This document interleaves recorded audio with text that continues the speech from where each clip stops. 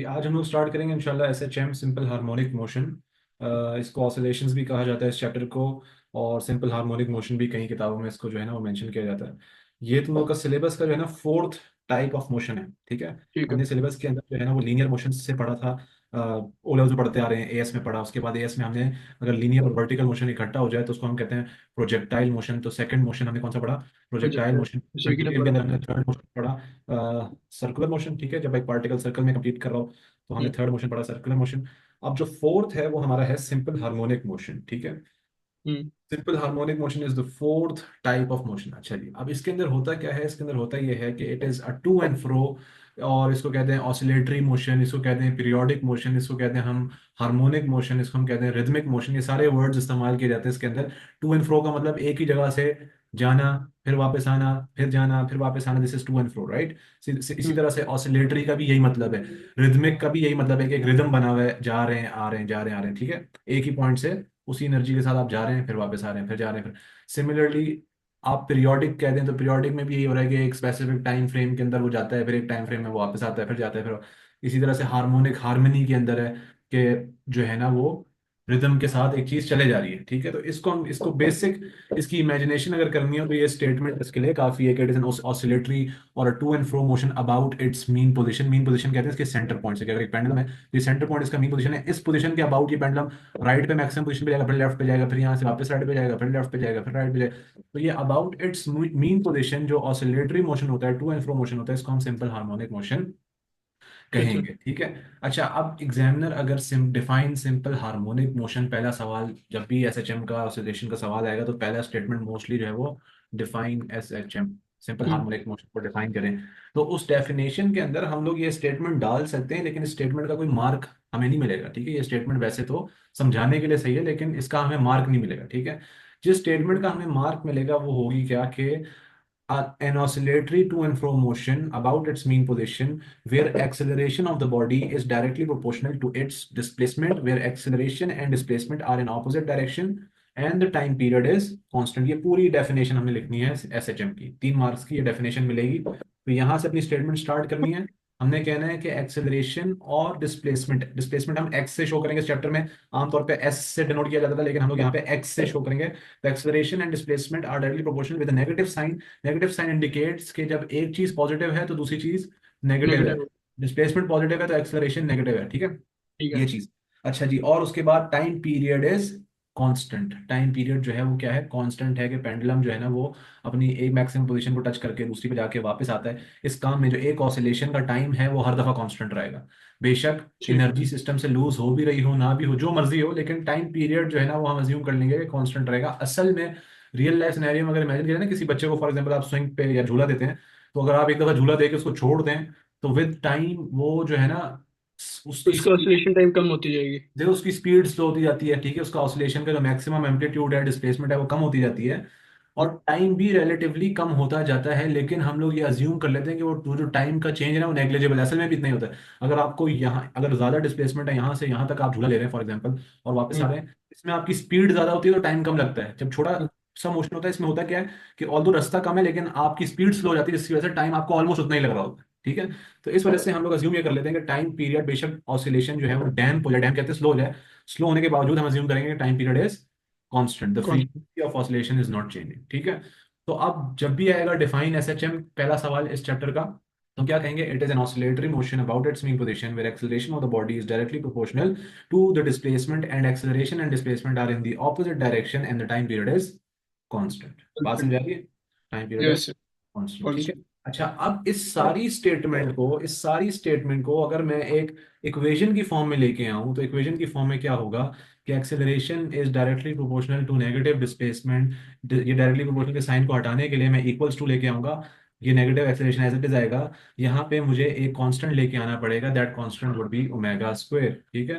तो omega square को मैं एज अ कांस्टेंट लेके आऊंगा, मेरी इक्वेशन बनेगी A equals to negative omega square x. ये मेरी इक्वेशन है, ये जो यहाँ पे लिखी है, this is my equation for S H M. तो बेसिकली हम इस इक्वेशन को डिफाइन कर रहे होते हैं। जब मैं पूरी डेफिनेशन में मैं बेसिकली क्या कर रहा हूँ, मैं इस इक्वेशन को डिफाइन कर रहा हूँ कि मेरा एक्सेलरेशन और नेगेटिव डिस्प्लेसमेंट डायरेक्टली प्रोपोर्शनल है, जहां ओमेगा स्क्वायर जो है वो कांस्टेंट है। अब ये ओमेगा स्क्वायर यहाँ क्यों आया एज अ कांस्टेंट, ये आगे डिस्कशन आएगी कि एज अ कांस्टेंट आपने मैथ क्यों नहीं लिया, या आपने कुछ और क्यों नहीं लिया, लेंथ ऑफ द पेंडुलम क्यों नहीं लिया, या कुछ और कोई भी चीज हो सकती है, आपने वो चीज हम्म, कांस्टेंट क्यों नहीं ली, आपने ओमेगा स्क्वायर क्यों कांस्टेंट लिया, इसकी डिस्कशन आगे आएगी। ओमेगा स्क्वायर में जो ओमेगा है ये क्या है, दिस ओमेगा है angular basically the angular angular frequency. Frequency. ऐसे आमतौर पे वेलोसिटी और फ्रीक्वेंसी सेम चीज ही होगी ना आपकी? देखो सर्कुलर मोशन में इस ओमेगा को हम देते हैं नाम एंगुलर वेलोसिटी, याद है। इसी तरह हम्म। से यहाँ पे हम एंगुलर फ्रीक्वेंसी का नाम दे रहे हैं। It doesn't make any difference, ना कोई फर्क पड़ रहा है, कुछ भी नहीं हो रहा, ठीक है, सिर्फ नाम हल्का हमने चेंज किया, बात वही है। यहाँ भी ओमेगा जो है ना वो 2 पाई बाई टी के इक्वल ही है, this omega is still 2 pi by T. ठीक है। ठीक। अब नोटिस करो एक और चीज, अगर टाइम पीरियड मैंने अज्यूम करवा दिया कि कांस्टेंट है, अगर टाइम पीरियड कांस्टेंट हो गया, तो इट टेल्स मी व्हाट कि ओमेगा भी क्या होगा, ओमेगा कांस्टेंट ही भी होगा। कांस्टेंट होगा। ठीक है, तो इसके ओमेगा स्क्वायर भी कांस्टेंट होगा। तो एक तो वजह ये है कि हम ओमेगा स्क्वायर को कांस्टेंट लेते हैं, लेकिन आगे जो मेन वजह है वो आएगी, जो मेन डिस्कशन है वो आगे, it will be our part of our discussion. ठीक है।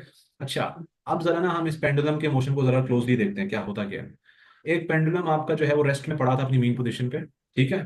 हमने क्या हम्म। किया, हमने उठाया इसको, मैक्सिमम डिस्प्लेसमेंट पे लेके गए, और यहां से हमने इसको रिलीज कर दिया। जैसे ही मैंने इस पेंडुलम को रिलीज किया, ये जाएगा इस पोजीशन से ओवरशूट करके इस मैक्सिमम पोजीशन पे जाएगा, यहाँ पे रुकेगा, यहाँ से फिर वापस आएगा, फिर यहाँ मिड मीन पोजीशन से ओवरशूट करेगा, फिर ये राइट हैंड साइड वाली मैक्सिमम पोजीशन पर, और इस तरह से कंटिन्यूअसली ऑसिलेट करेगा। ठीक है। अब यहाँ पे keep in mind, through out this chapter keep in mind कि हम लोग जो है ना वो राइट हैंड साइड की डायरेक्शन को, राइट हैंड साइड पे पोजीशन है अगर आपकी, राइट हैंड साइड पे अगर आप एक्सेलरेट कर रहे हैं, तीन बातें मैंने की हैं। राइट हैंड साइड पे अगर आपका चेहरा है, मतलब आपकी वेलोसिटी, चेहरा आपकी direction of motion is basically your velocity. तो if you are facing towards the right hand side it's positive. ठीक है। Hmm. Your position is at the right hand side from the mean position, अगर आप इस reason में कहीं पे भी हैं तो that is positive. And if hmm. You are accelerating in the right hand side direction, अगर आप पे लगने वाली फोर्स, क्योंकि एक्सिलरेट आप किस डायरेक्शन में करते हैं, जिस तरफ आप पे फोर्स लग रही हो, तो अगर आप पे लगने वाली फोर्स भी राइट हैंड साइड पे है, तो इसका मतलब acceleration is also on the right hand side which is also positive. तो keep in mind every time right hand side is taken positive as a convention. ठीक है। कन्वेंशन के तौर पे हम लोग राइट हैंड साइड को पॉजिटिव लेंगे, this would make our calculations in our symbols everything easier. ठीक है। एक दफा राइट को पॉजिटिव, लेफ्ट को नेगेटिव लेके हम सारा चैप्टर आगे चलाएंगे। ठीक है। ठीक।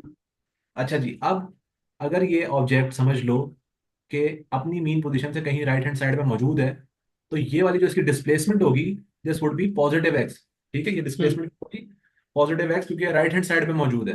अगर ये ऑब्जेक्ट अपनी मीन पोजीशन से लेफ्ट हैंड साइड पे मौजूद है, तो ये वाली displacement would be negative. Negative. ठीक है। अच्छा, जब ये ऑब्जेक्ट फॉर एग्जांपल अज्यूम करो कि मैक्सिमम मीन पोजीशन, ये मैक्सिमम पोजीशन पे आता है x not which is positive x not. ठीक है। Hmm. Maximum amplitude, maximum displacement, तो इस पे लगने वाली जो फोर्स है ना, इस पे लगने वाली फोर्स होगी towards the left hand side. ठीक है। अभी हम यस उसको सर। वो वेट का कंपोनेंट होगा बेसिकली। ठीक है। तो वेट का एक कंपोनेंट होगा जो कि लेफ्ट हैंड साइड पे लग रहा होगा। तो ये वेट का component as a resultant force left hand side पे जब लग रहा होगा, अगर फोर्स लेफ्ट हैंड साइड पे, तो मुझे बताओ एक्सेलरेशन किस तरफ होगी। एक्सेलरेशन भी लेफ्ट हैंड साइड पर हो जाएगी। लेफ्ट। नोटिस करो कि जब डिस्प्लेसमेंट इसकी राइट पे थी, पॉजिटिव डिस्प्लेसमेंट है, तो नेगेटिव एक्सेलरेशन है। सही है। हम्म। सिमिलरली अगर मैं इसको नेगेटिव डिस्प्लेसमेंट पे ले जाऊं, तो जो वेट का कंपोनेंट है, वो वेट का कंपोनेंट अब यहां लग रहा होगा। बात समझा रही है? तो ये जो वेट का हम्म। कंपोनेंट है वो अब राइट हैंड साइड, क्योंकि मैंने बताया था right hand side is positive, तो फोर्स अगर राइट हैंड साइड पे, तो एक्सेलरेशन भी राइट हैंड साइड पे पॉजिटिव है, तो पॉजिटिव एक्सेलरेशन है और नेगेटिव एक्स नॉट है। ठीक है। तो यहां से हमें ये नजर आया कि एक्स नॉट जहां नेगेटिव होगा एक्सेलरेशन पॉजिटिव होगी, जहां एक्सेलरेशन नेगेटिव होगी एक्स जो है वो डिस्प्लेसमेंट जो है वो, तो ऑपोजिट डायरेक्ट ऑपोजिट साइंस में होंगे, they would always be in the opposite direction. पहली बात तो ये डिस्कस होगी। दूसरी चीज कि जब आपका पेंडुलम जो है वो मैक्सिमम पोजीशन पे पहुंचेगा, यहाँ पे इसकी वेलोसिटी क्या होगी। जैसे आप किसी बॉल को ऊपर की तरफ जीरो। फेंकते हैं, तो मैक्सिमम हाइट पे वो बॉल की वेलोसिटी इंस्टेंटेनियस जीरो हो जाएगी। जीरो होती है, फिर वापस नीचे आती है। ठीक है। सिमिलरली ये मैक्सिमम हाइट पे पहुंचेगा, तो इसकी वेलोसिटी यहाँ पे क्या हो जाएगी, जीरो हो जाएगी। फिर जब ये हम्म। वापसी आएगा तो फिर अगेन यहाँ पे मीन पोजीशन पे वेलोसिटी क्या होती है, मैक्सिमम होती है। मीन पोजीशन पे आपकी वेलोसिटी क्या होती है, मैक्सिमम होती मैक्स। है। बात समझा रही है? तो जहां भी यस। नॉट का सिंबल होगा ना, ये जो नॉट लगा हुआ है, इसका समझ लो ये मैक्सिमम वैल्यूज इंडिकेट कर रहा है। तो जो मैक्सिमम पोजीशंस होती हैं, यहाँ पर आपका डिस्प्लेसमेंट और एक्सेलरेशन मैक्सिमम होती है, वेलोसिटी जीरो होती है। और मीन पोजीशन पे एक्सेलरेशन और डिस्प्लेसमेंट जीरो होती है, वेलोसिटी मैक्सिमम होती है। बात समझा रही है? तो ये आपका एक पेंडुलम का बेसिक मूवमेंट। अब ये मूवमेंट कई दफा आगे डिस्कस होती जाएगी। ठीक है। अच्छा, ठीक है। नाउ विल बी डिस्कसिंग, तो सबसे पहला रिलेशन जो है वो हम लोग एक्सेलरेशन और डिस्प्लेसमेंट का देख रहे हैं। तो जो भी रिलेशन हम देखेंगे यहाँ पे, हम उसका फॉर्मूला भी निकालेंगे और उसका ग्राफ भी स्टडी करेंगे। ठीक है। तो अभी हमने फॉर्मूला निकाल दिया, acceleration is equal to negative omega square x. ये हमने एक्सेलरेशन और डिस्प्लेसमेंट के रिलेशन का फॉर्मूला निकाल दिया। अब हम डिस्कशन करते हैं एक्सेलरेशन और एक्स के ग्राफ पे, कि एक्सेलरेशन एंड डिस्प्लेसमेंट का ग्राफ कैसा बनेगा। ठीक है, ठीक है। तो अब हमें पता है स्ट्रेट लाइन का ग्राफ क्या होता है, Y equals to M M X X. Plus C. हमारी इक्वेशन है A equals to negative omega square x, और सी जो है वो हमारा जीरो है। जब सी आपका वाई इंटरसेप्ट जीरो होता है तो आप ओरिजिन से कट करते हैं, पहली बात तो हमें पता चल गई। ठीक है, दूसरी बात कि आपका जो है वो वाई पे क्या आ रहा है, ए आ रहा है, एक्स पे एक्स ही आ रहा है, डिस्प्लेसमेंट आ रही है। जो ग्रेडियंट है आपका, the gradient m is negative omega square which is constant, and whenever you have constant gradient this is constant, right. जब भी कांस्टेंट यस। ग्रेडियंट तो मुझे बताओ क्या होती है, एक एक स्ट्रेट स्ट्रेट लाइन। लाइन होती है। ठीक है, तो ये स्ट्रेट लाइन बनेगी। तो नेगेटिव ग्रेडियंट वाली एक स्ट्रेट लाइन बनेगी जो जीरो जीरो से कट करेगी, ये आपका एक्सेलरेशन और डिस्प्लेसमेंट का ग्राफ होगा। नोटिस करो, जब डिस्प्लेसमेंट मैक्सिमम एक्स नॉट है, इस पॉइंट पर एक्सेलरेशन नेगेटिव ए नॉट है, मैक्सिमम है लेकिन नेगेटिव है। हम्म। सिमिलरली जब डिस्प्लेसमेंट नेगेटिव एक्स नॉट है, तो एक्सेलरेशन मैक्सिमम है लेकिन पॉजिटिव है। बात समझाई। ठीक है। Yes sir, yes sir. Graph बन जाएगा ए और एक्स का, एक्सेलरेशन और डिस्प्लेसमेंट का। ठीक हो गया, तो ये बेसिक फिलहाल जो है समझ लो सिंपल हार्मोनिक मोशन को अभी हमने डिफाइन किया, कि सिंपल हार्मोनिक मोशन को अगर डिफाइन करना है तो ये स्टेटमेंट इस्तेमाल करेंगे। और ये स्टेटमेंट बेसिकली इस इक्वेशन को आप वर्डिंग्स में पुट करें, this is the equation, right. और उसके बाद फिर हम्म। हम सिंपल हार्मोनिक मोशन में पेंडुलम की एग्जांपल, जरूरी नहीं है सिंपल हार्मोनिक मोशन पेंडुलम का ही हो, there can be thousands of other ways. ठीक है, आपके पास एक स्प्रिंग हो सकता है जिसपे वेट अटैच्ड है, आपने एक दफा उसको नीचे खींच के छोड़ दिया, जैसे ही छोड़ोगे ऊपर नीचे वाइब्रेट करना शुरू कर देगा। या स्प्रिंग आपका हॉरिजॉन्टली अटैच्ड है, आपने उस मैस को जो है एक दफा राइट पे खींच के छोड़ा, तो ये ऐसे ऐसे मूव करना, तो ये भी सिंपल हार्मोनिक मोशन है। बात समझ आ रही है। ठीक और स्प्रिंग का है। Yes sir. केस भी होता है। तीन केसेस हैं, तुम लोग के अभी जो है ना, हमने ऐसे चल के तीन केसेस पढ़ने हैं, एक पेंडुलम, ठीक है, एक हमने पढ़ना है स्प्रिंग, और ठीक एक है। हमें केस पढ़ना है shadow of circular motion. Shadow of सब, ये तीन केसेस हमने पढ़ने हैं जो तीनों एसएचएम बनाते हैं। ठीक है, जो तुम लोग के ठीक है। Part of syllabus. अच्छा जी, उसके बाद हमने फिर डिफरेंट रिलेशंस पढ़ने, खैर अभी हम जो है वो तीन केसेस पे आते हैं। तो सबसे पहला केस जो है ना, अच्छा हर केस में हमें क्या पढ़ना है, बेसिकली हमने पढ़ना है कि ऑसिलेटरी मोशन प्रोड्यूस करने के लिए ना, keep in mind, oscillatory motion produce करने के लिए आप ये इसको की मुस्तकिल to and fro rhythmic motion में लाने के लिए we should have a force, that force we should always act towards the mean position. एक ऐसी फोर्स का होना बड़ा जरूरी है कि जो हर वक्त ऑब्जेक्ट को मीन पोजीशन की तरफ बुला रही हो। ठीक है, हम्म। इसी तरह यहाँ पे भी इस फोर्स का होना बड़ा जरूरी है जो इसको मीन पोजीशन की तरफ बुला रही हो। इस फोर्स को हम कहते हैं the force that keeps the object inside SHM, SHM के अंदर मेंटेन रखती है जो फोर्स, उस फोर्स को कहते हैं रिस्टोरिंग फोर्स। तो अभी जो मैंने तीन केसेस मेंशन किए, इसके अंदर हमें ये डिस्कस करना है कि इसमें रिस्टोरिंग फोर्स कौन सी एक्ट कर रहा है, कौन as a restoring force act कर रहा है यहाँ पे, जिसकी वजह से ये ऑसिलेशन कंटिन्यूअसली हो रही है। ठीक है, तो ठीक है। सबसे पहले जो है वो हम लोग डिस्कस करते हैं आपका केस ऑफ अ पेंडुलम। ठीक है, केस ऑफ अ पेंडुलम हम लोग डिस्कस करेंगे सबसे पहले। अच्छा जी, अब केस ऑफ अ पेंडुलम के अंदर क्या होता है कि आपके पास एक पेंडुलम है, जैसे यहाँ पे हमारे पास एक पेंडुलम है। ठीक है, जैसे ही मैंने इसको डिस्प्लेस किया with negative displacement, left hand side पर डिस्प्लेस किया तो डिस्प्लेसमेंट क्या है, नेगेटिव। ठीक है, ये आपकी डिस्प्लेसमेंट हो गई, ये पेंडुलम पहुंच गया यहाँ पे। ठीक हो हम्म। गया, ये हम्म। आपका इस एंगल पे मैंने इस थीटा पे, एंगुलर डिस्प्लेसमेंट इसकी ये थी, इस थीटा पे मैंने इसको डिस्प्लेस किया। ठीक है, ये थीटा ठीक है। मैंने इसको डिस्प्लेस किया। अच्छा जी, अब अगर मैं जो है वो इसकी फोर्स रिजॉल्व करूं, इस ऑब्जेक्ट का वेट वर्टिकली डाउनवर्ड्स एक्ट कर रहा है, ये एंगल भी थीटा होगा, क्योंकि अगर मैं इसको एक्सटेंड करूं, ये लाइन हम्म। ये वर्टिकल है, ये भी वर्टिकल है, तो हम्म। ऑल्टरनेट एंगल बन जाएंगे, जो एंगल इधर होगा थीटा, वही एंगल यहाँ होगा थीटा, राइट। ठीक यस है, यस। तो अब जहां आपके फोर्स और उसके कंपोनेंट के दरमियान थीटा आ जाए तो वाला कंपोनेंट कौन सा बन जाता है, कि अगर आपकी डब्ल्यू। फोर्स, ठीक है, कॉस थीटा वाला कंपोनेंट बनता है, कि अगर आपकी फोर्स और उसके कंपोनेंट के दरमियान में थीटा आ जाएगा तो वो कॉस थीटा बन जाएगा, डब्ल्यू कॉस थीटा बन गया। ठीक है, और जो दूसरा वाला हम्म। होगा वो बन जाएगा कौन सा, डब्ल्यू साइन थीटा, के साइन जिधर थीटा। दरमियान में थीटा नहीं आ रहा है, यहाँ थीटा मौजूद नहीं है, तो साइन नहीं। थीटा कंपोनेंट बनता है हमेशा। ठीक है, हम्म। नोटिस करो ये जो डब्ल्यू कॉस थीटा है, ये W cos theta component basically इस टेंशन इन द वायर को कॉम्पनसेट कर रहा है, उसको कैंसिल आउट कर रहा है। ठीक है, tension in the yes. Wire cancelled out by डब्ल्यू कॉस थीटा। ठीक है, हम्म। डब्ल्यू sine is the resultant force basically acting हो रही है, डब्ल्यू साइन थीटा को कैंसिल आउट करने के लिए कोई नहीं है। तो ये बेसिकली हम्म। आपकी वो रिजल्टेंट फोर्स है जो इस ऑब्जेक्ट को मुस्तकिल किस मोशन में रख रही है, सिंपल हार्मोनिक मोशन में। इसको सिंपल हार्मोनिक। करने वाली फोर्स कौन सी है, डब्ल्यू साइन थीटा, जो इसको मीन पोजीशन की तरफ बुला रही है, इसकी वजह से pendulum yes mean sir. Position की तरफ जा रहा है। बात समझ आ रही है। Yes sir. और फोर्स हमारी पेंडुलम के केस में कौन सी होगी, W sine theta. W sine theta. W sine theta. अच्छा, अब नोटिस करना अब्दुल्ला, अगर मैं जो है वो इस पेंडुलम को मैक्सिमम पोजीशन पे लेके जाता हूँ तो बेसिकली मैं क्या कर रहा हूँ, अगर मैं नेगेटिव एक्स नॉट नॉट मतलब मैक्सिमम पे लेके मैं थीटा को बढ़ा रहा हूँ, बात समझ रही, हम्म। मैं इस थीटा हम्म। को बढ़ा इंक्रीज कर रहा दिया। हूँ। ठीक यस है, सर। थीटा increase हो रहा है। अगर मैं थीटा को बढ़ाता हूं तो साइन थीटा की वैल्यू भी हमेशा बढ़ती है, क्योंकि साइन जो है, साइन को अगर नोटिस किया जाए तो साइन की वैल्यू, साइन 0 इज 0, हम्म। और साइन 90 क्या है, इट इज 1। तो नॉर्मल। थीटा से 0 से अगर मैं 90 की तरफ बढ़ाना शुरू कर दूं इस एंगल को, 90 कहाँ होगा, एग्जैक्टली यहाँ होगा, ये 90 होगा, साइन हम्म। 90। ठीक है, ये तो खैर पॉसिबल नहीं होगा, लेकिन अगर थीटा 90 और 0 के दरमियान में बढ़ाना शुरू कर दूंगा तो साइन थीटा की वैल्यू भी बढ़ना शुरू हो जाएगी। If theta keeps on increasing, sine theta की ओवरऑल वैल्यू भी बढ़ना शुरू हो जाएगी। कैलकुलेटर में बेशक डाल के देख लो कि साइन हम्म। 10 और साइन 20 में से कौन सा ज्यादा है, बड़े थीटा वाला वैल्यू ज्यादा है या छोटे थीटा वाली वैल्यू ज्यादा है। तो जो बड़े थीटा वाली वैल्यू होगी, जहाँ थीटा बड़ा होगा, वहां साइन थीटा की वैल्यू भी ज्यादा होगी। बढ़ेगी। जब साइन थीटा की वैल्यू ज्यादा होगी तो ऑटोमेटिक बात है कि डब्ल्यू साइन थीटा की वैल्यू भी उड़ेगी। बढ़ेगी। तो इसका मतलब मेरी रिस्टोरिंग फोर्स, जितना मैं आपके मीन पोजीशन से दूर जाऊंगा, मेरी रिस्टोरिंग फोर्स जो है, मेरी इस तरफ लगने वाली फोर्स है जो मुझे मीन पोजीशन पे बुला रही है, ये फोर्स बढ़ती जाएगी। जब ये फोर्स बढ़ती जाएगी तो न्यूटन सेकंड लॉ हमें कहता है force and acceleration are directly proportional. तो अगर फोर्स बढ़ती जाएगी तो एक्सेलरेशन भी ऑब्जेक्ट पे जो एक्ट कर रही है वो भी बढ़ती बढ़ती जाएगी। जाएगी। इस वजह से आपकी मैक्सिमम पोजीशन पे जैसे जैसे आप डिस्प्लेसमेंट को बढ़ाते जाते हैं, आपकी एक्सेलरेशन भी बढ़ती जाती है। नोटिस किया, यहाँ हमने पढ़ा यस ना, sir. Acceleration and displacement are directly proportional. तो मैं जैसे जैसे डिस्प्लेसमेंट बढ़ाता जा रहा हूँ, मेरे ऑब्जेक्ट पे लगने वाली एक्सेलरेशन भी बढ़ती जा रही है। तो ये एग्जामिनर ये सवाल पूछेगा कि why acceleration increases as displacement increases, या फिर why is acceleration directly proportional to the displacement, why, ये सवाल है। तो हम कहेंगे हम्म। कि जैसे जैसे मैं डिस्प्लेसमेंट को बढ़ाता हूं पेंडुलम की, and I take it towards the maximum position, जब मैं पेंडुलम को मैक्सिमम पोजीशन की तरफ लेके जाना शुरू करता हूं, what happens hmm. Is theta starts to increase. As theta increase, sine theta increases, W sine theta increases, which means restoring force की वैल्यू बढ़ती है, and force is directly proportional to acceleration, which tells me अगर force बढ़ रही है तो acceleration भी बढ़ेगी। That is the reason. तो आपकी डिस्प्लेसमेंट मैक्सिमम होती है यहाँ पे, नेगेटिव एक्स नॉट मैक्सिमम होती है, तो ए नॉट होता है यहाँ पे, एक्सेलरेशन भी फिर मैक्सिमम होती है। हम्म। ठीक है, और जैसे जैसे मैं टुवर्ड्स द मीन पोजीशन आना शुरू करता हूँ तो मेरे ऊपर हम्म। लगने वाली स्टोरिंग फोर्स की वैल्यू कम होना शुरू हो जाती है।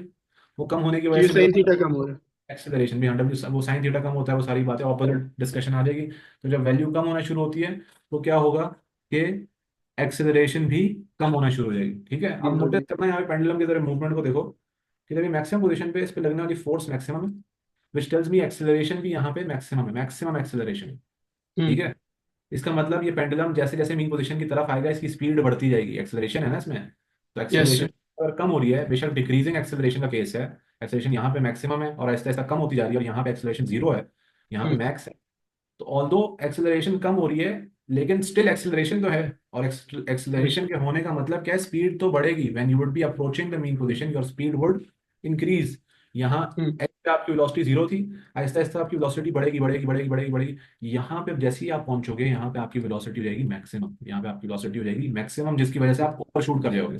आप यहाँ पे रुकोगे नहीं, बल्कि दोबारा ऑसिलेशन में आ जाओगे, ओवरशूट करके दूसरी साइड में निकल जाओगे।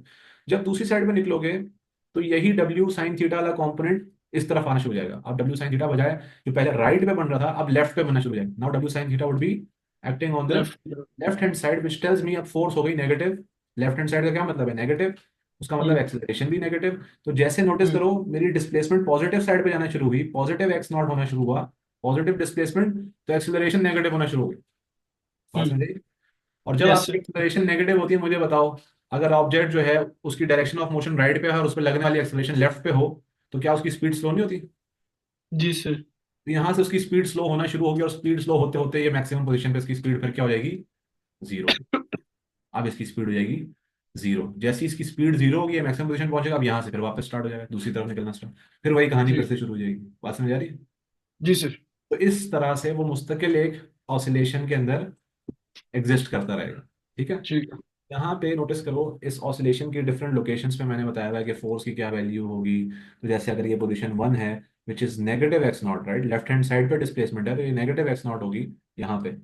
तो नेगेटिव एक्स नॉट जब है, नोटिस करो पोजीशन 1 पे जब नेगेटिव एक्स नॉट है तो acceleration positive x not a not होगी, क्योंकि ऑपोजिट डायरेक्शन में राइट हैंड साइड पे एक्सेलरेशन, फोर्स राइट पे तो एक्सेलरेशन भी राइट पे, और एक्सेलरेशन और फोर्स हमेशा साथ साथ होती है। तो जो हम्म। एक्सेलरेशन पॉजिटिव होगी ये भी पॉजिटिव होगी, मैक्सिमम होगी तो दोनों मैक्सिमम होगी, डिस्प्लेसमेंट नेगेटिव। और इस पॉइंट पे जो है ना वो वेलोसिटी क्या होती है, मैक्सिमम पोजीशन पे वेलोसिटी आपकी 0 होती है। सही है। ठीक है। इसी तरह यस सर। मीन पोजीशन पे आ जाओ तो मीन पोजीशन पे आपकी फोर्स भी 0 है। उसकी वजह क्या है कि रिस्टोरिंग फोर्स की बात हो रही है, ये दिस फोर्स है, ये कोई रैंडम फोर्स की बात नहीं, ये कौन सी फोर्स है, रिस्टोरिंग फोर्स। तो अगर आपका पेंडुलम बिल्कुल स्ट्रेट पोजीशन पे है, यहाँ पे वर्टिकली, यहाँ पे वेट नीचे ऐड कर रहा है और ऊपर जो है वो टेंशन ऐड कर रही है, कहाँ है रिजल्टेंट फोर्स? रिस्टोरिंग फोर्स है ही नहीं। ठीक है। हम्म। तो इसका मतलब रिस्टोरिंग फोर्स हो गई जीरो, एक्सेलरेशन हो गई जीरो, डिस्प्लेसमेंट भी जीरो, मीन पोजीशन का भी क्या डिस्प्लेसमेंट है, जीरो। तो वेलोसिटी यहाँ क्या है? Velocity is maximum, positive negative का साइन साथ लगाया हुआ है। Velocity is v naught. Plus minus का मतलब क्या है? कभी ऑब्जेक्ट का चेहरा राइट पे होता है, कभी उसका चेहरा लेफ्ट पे होता है, कभी चेहरा राइट पे होता है, कभी चेहरा लेफ्ट पे। जब चेहरा लेफ्ट आपका पे। डायरेक्शन ऑफ मोशन राइट पे होगा पॉजिटिव, लेफ्ट पे होगा तो नेगेटिव, लेकिन होगी मैक्सिमम वैल्यू। ठीक है। बात समझिए। और जब आप पॉजिटिव एक्स नॉट पे जाएंगे, पॉजिटिव डिस्प्लेसमेंट हो जाएगी आपकी, तो फोर्स एक्सेलरेशन दोनों क्या हो जाएंगी? नेगेटिव हो जाएगी, क्योंकि फिर आपका वो रिस्टोरिंग फोर्स लेफ्ट की तरफ हो जाएगी, लेफ्ट के अंदर एग्जैक्टली। एक्सलेशन लेफ्ट ठीक की है। तरफ हो जाएगी। और जो वैसे एक वेलोसिटी चीज। मैक्सिमम पोजीशन हाँ। पे हो जाएगी। बात समझ आ ठीक रही है। है? यस, ठीक। बस एक सेकंड से ये मैं जरा नोट डाउन कर लूँ, बस 1 मिनट लगेगा मुझे। हाँ जी।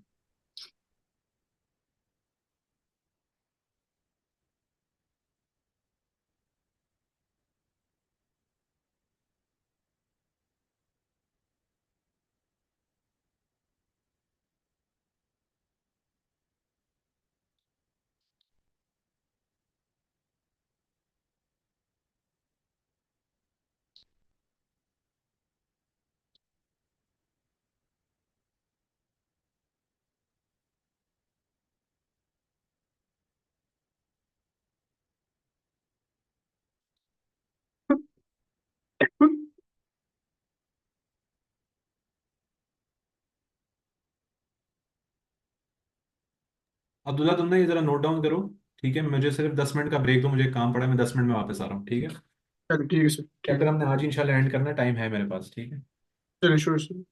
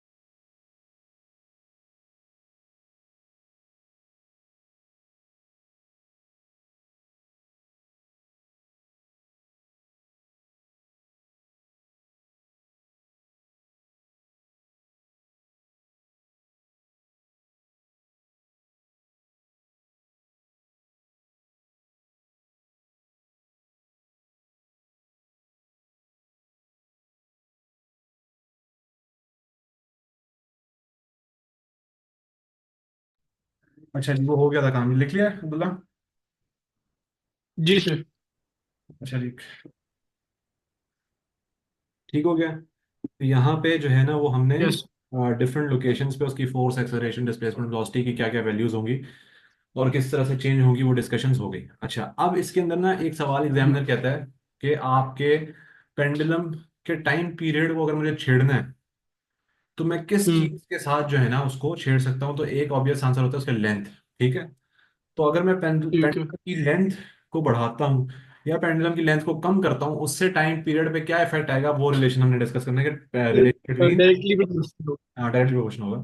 Relation between the time period and the length of a pendulum, ठीक है। अच्छा जी, अब अगर हम देखें गौर से, अगर मैं जो है वो बहुत ही माइन्यूट डिस्प्लेसमेंट की बात करूं, ऐसी डिस्प्लेसमेंट की बात करूं जहां ये एंगल बहुत ही मिनिमम है, when this angle is very small, in that case क्या होगा कि पेंडुलम फॉर एग्जांपल यहां पहुंचेगा, ठीक है, ये यहां होगा।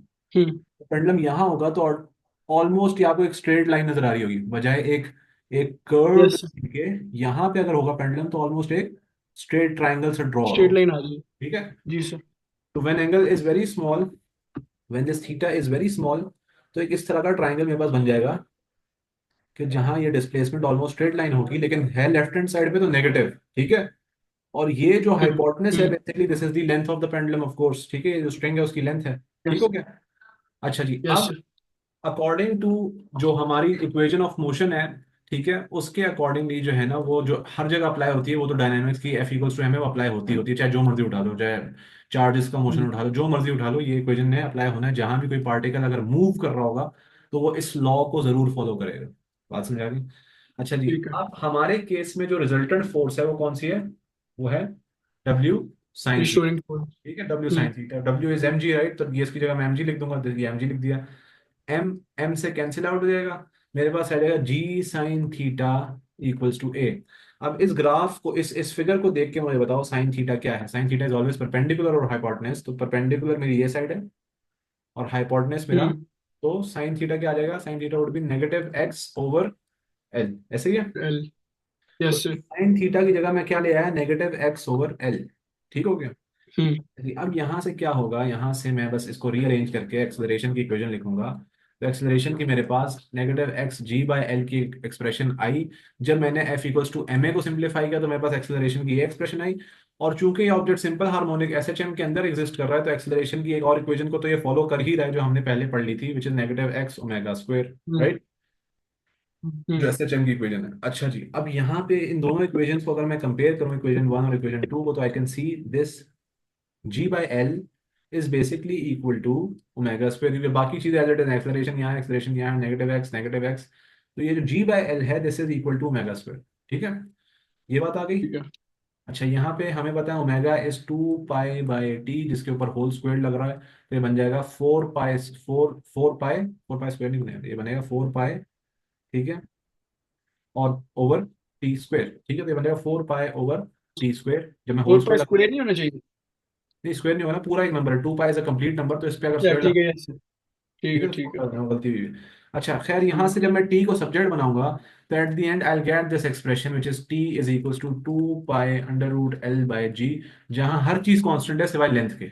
Length is a hmm. Variable with respect to time, time period, बाकी सारी चीजें कांस्टेंट है। तो इसका मतलब टाइम पीरियड और लेंथ का डायरेक्ट रिलेशन है अंडर रूट के साथ, अंडर रूट डायरेक्ट रिलेशन, ठीक है। टाइम हम्म। पीरियड और लेंथ का जो है वो अंडर रूट और डायरेक्ट रिलेशन है। अगर डायरेक्ट रिलेशन होता टाइम पीरियड और लेंथ का, तो in that case straight line बनती, ठीक है। ऐसे केसेस में जहां अंडर रूट के साथ आ जाता है, उसमें क्या होता है कि जो जो आपकी वैल्यू है it is a bit bent towards, जो अंडर रूट वाली साइड है, लेंथ वाली साइड पे थोड़ा सा बेंट होता है वो, ठीक है, ये ग्राफ ठीक है। आमतौर पर। खैर, ठीक है। ये हमारा case number one of pendulum discuss हो गया। और इस केस में हमने सारा कुछ डिस्कस किया कि यार रिस्टोरिंग फोर्स कौन सी होगी, किस पोजीशन पे क्या हो रहा होगा, वो सारी बातें हमने डिस्कस कर ली। फोर्स कब बढ़ेगी, कब कम होगी, क्यों जो है वो पेंडुलम ओवर शूट करता है, मीन पोजीशन पे रुकता क्यों नहीं है, आगे निकल जाता है फिर वहां से वापसी, ठीक है, वो सारी बातें। वेलोसिटी कब मैक्सिमम होगी, कब नहीं होगी, कब जीरो होगी, ये सब बातें। उसके बाद जो पेंडुलम का टाइम पीरियड और उसके लेंथ के साथ उसका रिलेशन, वो हमने रिलेशन में। ये इक्वेशन निकाल दी, ठीक है। अच्छा जी, ठीक है। केस नंबर टू जो है वो, केस नंबर टू क्या है, it is the case of, जो मैंने बताया था, स्प्रिंग, केस ऑफ ठीक है। स्प्रिंग, ठीक है। तो अब केस ऑफ स्प्रिंग में क्या सीन है कि आपके पास एक स्प्रिंग है जो अपनी ओरिजिनल पोजीशन पे मौजूद है। राइट हैंड साइड हमेशा हमें पता है पॉजिटिव होती है, left hand side you know it's always negative. Negative. अब हुआ क्या कि हमने जो है वो अपनी मीन पोजीशन से स्प्रिंग को डिस्प्लेस किया, राइट हैंड साइड पे खींचा। राइट हैंड साइड पे जब खींचा तो डिस्प्लेसमेंट क्या हो गई, this is positive. Positive x naught, मतलब maximum displacement in the right hand side. जब ये राइट हैंड हम्म। साइड, मुझे बताओ स्प्रिंग इस पे किस तरह फोर्स लगा रहा होगा, राइट पे लगा रहा होगा या लेफ्ट पे लगा रहा होगा, लेफ्ट पे। लेफ्ट पे लगा लेफ्ट रहा पे। होगा, ठीक है। तो द तो फोर्स एक्सेलरेशन में नेगेटिव हो जाएगी फिर। नेगेटिव एफ नॉट, और एक्सेलरेशन भी नेगेटिव हो जाएगी। और यहाँ पे वेलोसिटी अगर मैं बताऊं तो वेलोसिटी यहाँ पर जीरो होगी, ठीक है। हम्म। अब जहां जैसे ही मैंने यहाँ से छोड़ा इसको, ये object will start accelerating towards the mean position. जैसे ही मीन पोजीशन पे पहुंचेगा, यहाँ पे अब जो स्प्रिंग है ये अनस्ट्रेच हो जाएगा। जैसे ही मीन पोजीशन पे आएगा, अब जो स्प्रिंग होगा वो अनस्ट्रेच्ड होगा, विच टेल्स मी कि फोर्स अचानक से खत्म हो जाएगी, क्योंकि जब आपने उसको स्ट्रेस में नहीं लेके आए, किसी ऑब्जेक्ट को आप हम्म डिफॉर्म करते हैं तो उस पर फोर्स लगती है, वो ये वाली के एक्स वाली फोर्स, ठीक है, वो जो हमने हम्म के एस डिफॉर्मेशन में पढ़ा होगा कि अगर एक ऑब्जेक्ट को आप एक्सटेंड करते हैं तो जो इसकी फोर्स है, ये लगने वाली फोर्स किसके इक्वल होती है, के के एक्स। एक्स ये जो फोर्स है, खैर ये वाली फोर्स के एक्स कौन सी फोर्स होती है, के एक्स इज द फोर्स जो आप लगा रहे हैं ऑब्जेक्ट को एक्सटेंड करने के लिए। यहाँ जो हम फोर्स की डिस्कशन कर रहे हैं वो हम उसके न्यूटन थर्ड लॉ ऑफ, देखो अब अगर मैंने इस ऑब्जेक्ट को एक्सटेंड करना है तो मैं एक फोर्स लगा रहा हूँ, ये वाली फोर्स है के एक्स। हम डिस्कस कर रहे हैं इसके Newton third law of air की, इसके इक्वल एंड ऑपोजिट फोर्स की, तो ये नेगेटिव एफ होगी। We are talking about the force exerted by the spring on the object. दो फोर्सेस होंगे, हम्म एक है force exerted by us on the object to extend the spring, कि जो हम ऑब्जेक्ट को खींच रहे हैं और उसके जवाब में स्प्रिंग ऑब्जेक्ट को खींच रहे हैं, तो ये फोर्स हम्म की यहाँ डिस्कशन हो रही है। तो अगर वो वाली फोर्स जो हम लगाते हैं वो के एक्स होगी, तो जो स्प्रिंग लगाते हैं वो क्या होगी, वो नेगेटिव के एक्स होगी। Newton third law of hmm, air होगा उसका, ठीक है। खैर, ठीक है। अच्छा जी, अब जब ये मीन पोजीशन पे पहुंचता है वापस से, तो स्प्रिंग जो है वो अनस्ट्रेच्ड है। जब अनस्ट्रेच्ड है, स्ट्रेस में है ही नहीं जब स्प्रिंग, तो इसके अंदर फोर्स फिर क्या हो जाएगी, खत्म, जीरो। क्योंकि ये अभी डिफॉर्म ही नहीं हुआ। डिफॉर्म जब नहीं होगा तो फोर्स नहीं होगी, फोर्स खत्म हो गई, ये देखो फोर्स खत्म हो गई, डिस्प्लेसमेंट भी जीरो हो गई, एक्सेलरेशन भी जीरो हो गई। यहाँ पे आपकी वेलोसिटी क्या होगी, it would be maximum. Maximum. अच्छा जी, अब ये लेफ्ट हैंड साइड पे कंप्रेशन की तरफ जा रहा है, again it is display deformation. Deformation का मतलब है स्प्रिंग में दोबारा से फोर्स आ जाएगी। अब ये स्प्रिंग इस ऑब्जेक्ट को किस तरफ पुश करेगा, राइट हैंड साइड पे, which tells me the force is in the right hand side which should be positive. तो फोर्स पॉजिटिव हो गई, जब फोर्स पॉजिटिव है तो एक्सेलरेशन भी यहाँ पे पॉजिटिव होगी। और ये कब केस है, जब आपकी डिस्प्लेसमेंट नेगेटिव है। कीप इन माइंड, आप लेफ्ट हैंड साइड पे अपनी मीन पोजीशन से जब लेफ्ट हैंड साइड पे होंगे, तो left hand side means negative displacement. बात समझा रही है, तो this is basically negative displacement. तो नेगेटिव डिस्प्लेसमेंट पे ये सारा केस बन गया, negative displacement, positive F not, positive acceleration and velocity again zero. जो मैक्सिमम पोजीशन पे जब मैक्सिमम स्प्रिंग कंप्रेस्ड होगा, इस पॉइंट पे जो वेलोसिटी है दैट वुड बी जीरो। बात जीरो। समझ आ रही है? तो ये जी। सारा सिनेरियो फिर चलता जाएगा, फिर यहाँ से जब ये वापसी आएगा, again displacement zero, force zero, acceleration zero, velocity maximum, ठीक है। यहाँ पे वेलोसिटी होगी पॉजिटिव वी नॉट, और ऊपर यहाँ की बात करें तो चूंकि ये लेफ्ट हैंड साइड पे जा रहा है तो यहाँ होगी नेगेटिव वी नॉट। बात समझ आ रही है? तो यस सर। वेलोसिटी की वैल्यू वी नॉट मैक्सिमम होती है, लेकिन पॉजिटिव नेगेटिव डिपेंड करता है वो किस तरफ फेस कर रहा है, ठीक है। ठीक है। तो the force exerted by the spring is basically negative kx, ये बात हमने यहाँ पे डिस्कस कर ली। अच्छा, अब वो रिलेशन मांगेगा तुमसे टाइम पीरियड ऑफ ऑसिलेशन का विद द स्प्रिंग्स कांस्टेंट, कि यहाँ पे जो ये अगर मैं ज्यादा स्टिफ स्प्रिंग इस्तेमाल करूंगा तो उससे क्या होगा, अगर मैं ढीला स्प्रिंग इस्तेमाल करूंगा तो उससे टाइम पे क्या इफेक्ट आएगा, इस तरह की बातें पूछेंगे, ठीक है। अगर मैं ठीक। स्टिफ, मतलब स्प्रिंग्स कांस्टेंट बेसिकली स्टिफनेस बताते हैं ना, तो अगर मैं ज्यादा यस। स्प्रिंग्स कांस्टेंट वाला स्प्रिंग इस्तेमाल करूंगा तो क्या होगा, कम इस्तेमाल करूंगा तो क्या होगा। अब देखो, ये जो सेकंड लॉ ऑफ मोशन है, एफ इक्वल्स टू एम है, ये हमें पता है। अब हमारी फोर्स कौन सी है, आर फोर्स इज नेगेटिव, ये जो के फोर्स एक्स। हमारी यहाँ इस सिनेरियो में, it is negative k k x, x. Right. तो एक्सेलरेशन को अगर मैं यहाँ से सब्जेक्ट बनाऊंगा तो acceleration would be equals to negative k by m into x, negative k by m into x. तो ये ऑब्जेक्ट ऑसिलेशन में एक ऑब्जेक्ट हो तो उस पर फोर्स लगती है नेगेटिव ओमेगा स्क्वायर एक्स।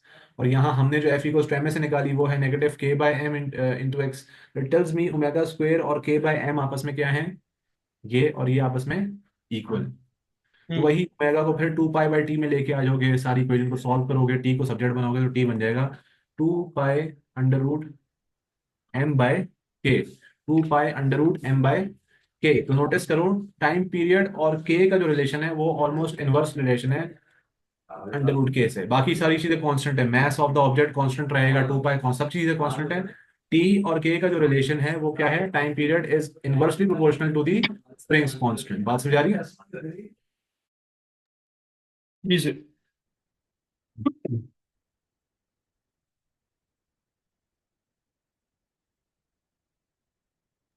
मतलब बात समझ आ रही है? जी जी सर। केस नंबर 2 में भी हमने दोबारा से फिर जो है वो टी की एक्सप्रेशन निकाल ली, वैसे केस नंबर 1 में निकाली थी। यही ऑलमोस्ट सेम इक्वेशन है, यहाँ पे एम आ रहा है, यहाँ पे के आ रहा है, सही है, क्लियर है। काम वही है, आसान है, कुछ भी नहीं है। यहाँ पे आपने सारे स्टेप्स वही फॉलो करने हैं। आपने टी को बेसिकली सब्जेक्ट बनाना है, टी जब सब्जेक्ट बनाओगे तो ये एक्सप्रेशन बन जाएगी तुम्हारे पास, ठीक है, क्लियर है। ठीक है। Yes sir. अच्छा जी, अब हम आते हैं case number 3 of S H M, कि थर्ड वो केस के जिससे एस एच एम प्रोड्यूस होता है। इससे आपकी आगे की सारी कहानी स्टार्ट होगी, ठीक है। नेक्स्ट जितनी डिस्कशन है एस एच एम की वो सब यहाँ से स्टार्ट होंगी। तो अब हम केस पढ़ते हैं, case number 3 of S H M, which is shadow of circular motion. अगर एक ऑब्जेक्ट सर्कुलर मोशन में होगा और उस पे, अब देखो, एक ऑब्जेक्ट है जो यहाँ सर्कुलर मोशन के अंदर एग्जिस्ट कर रहा है। हम्म।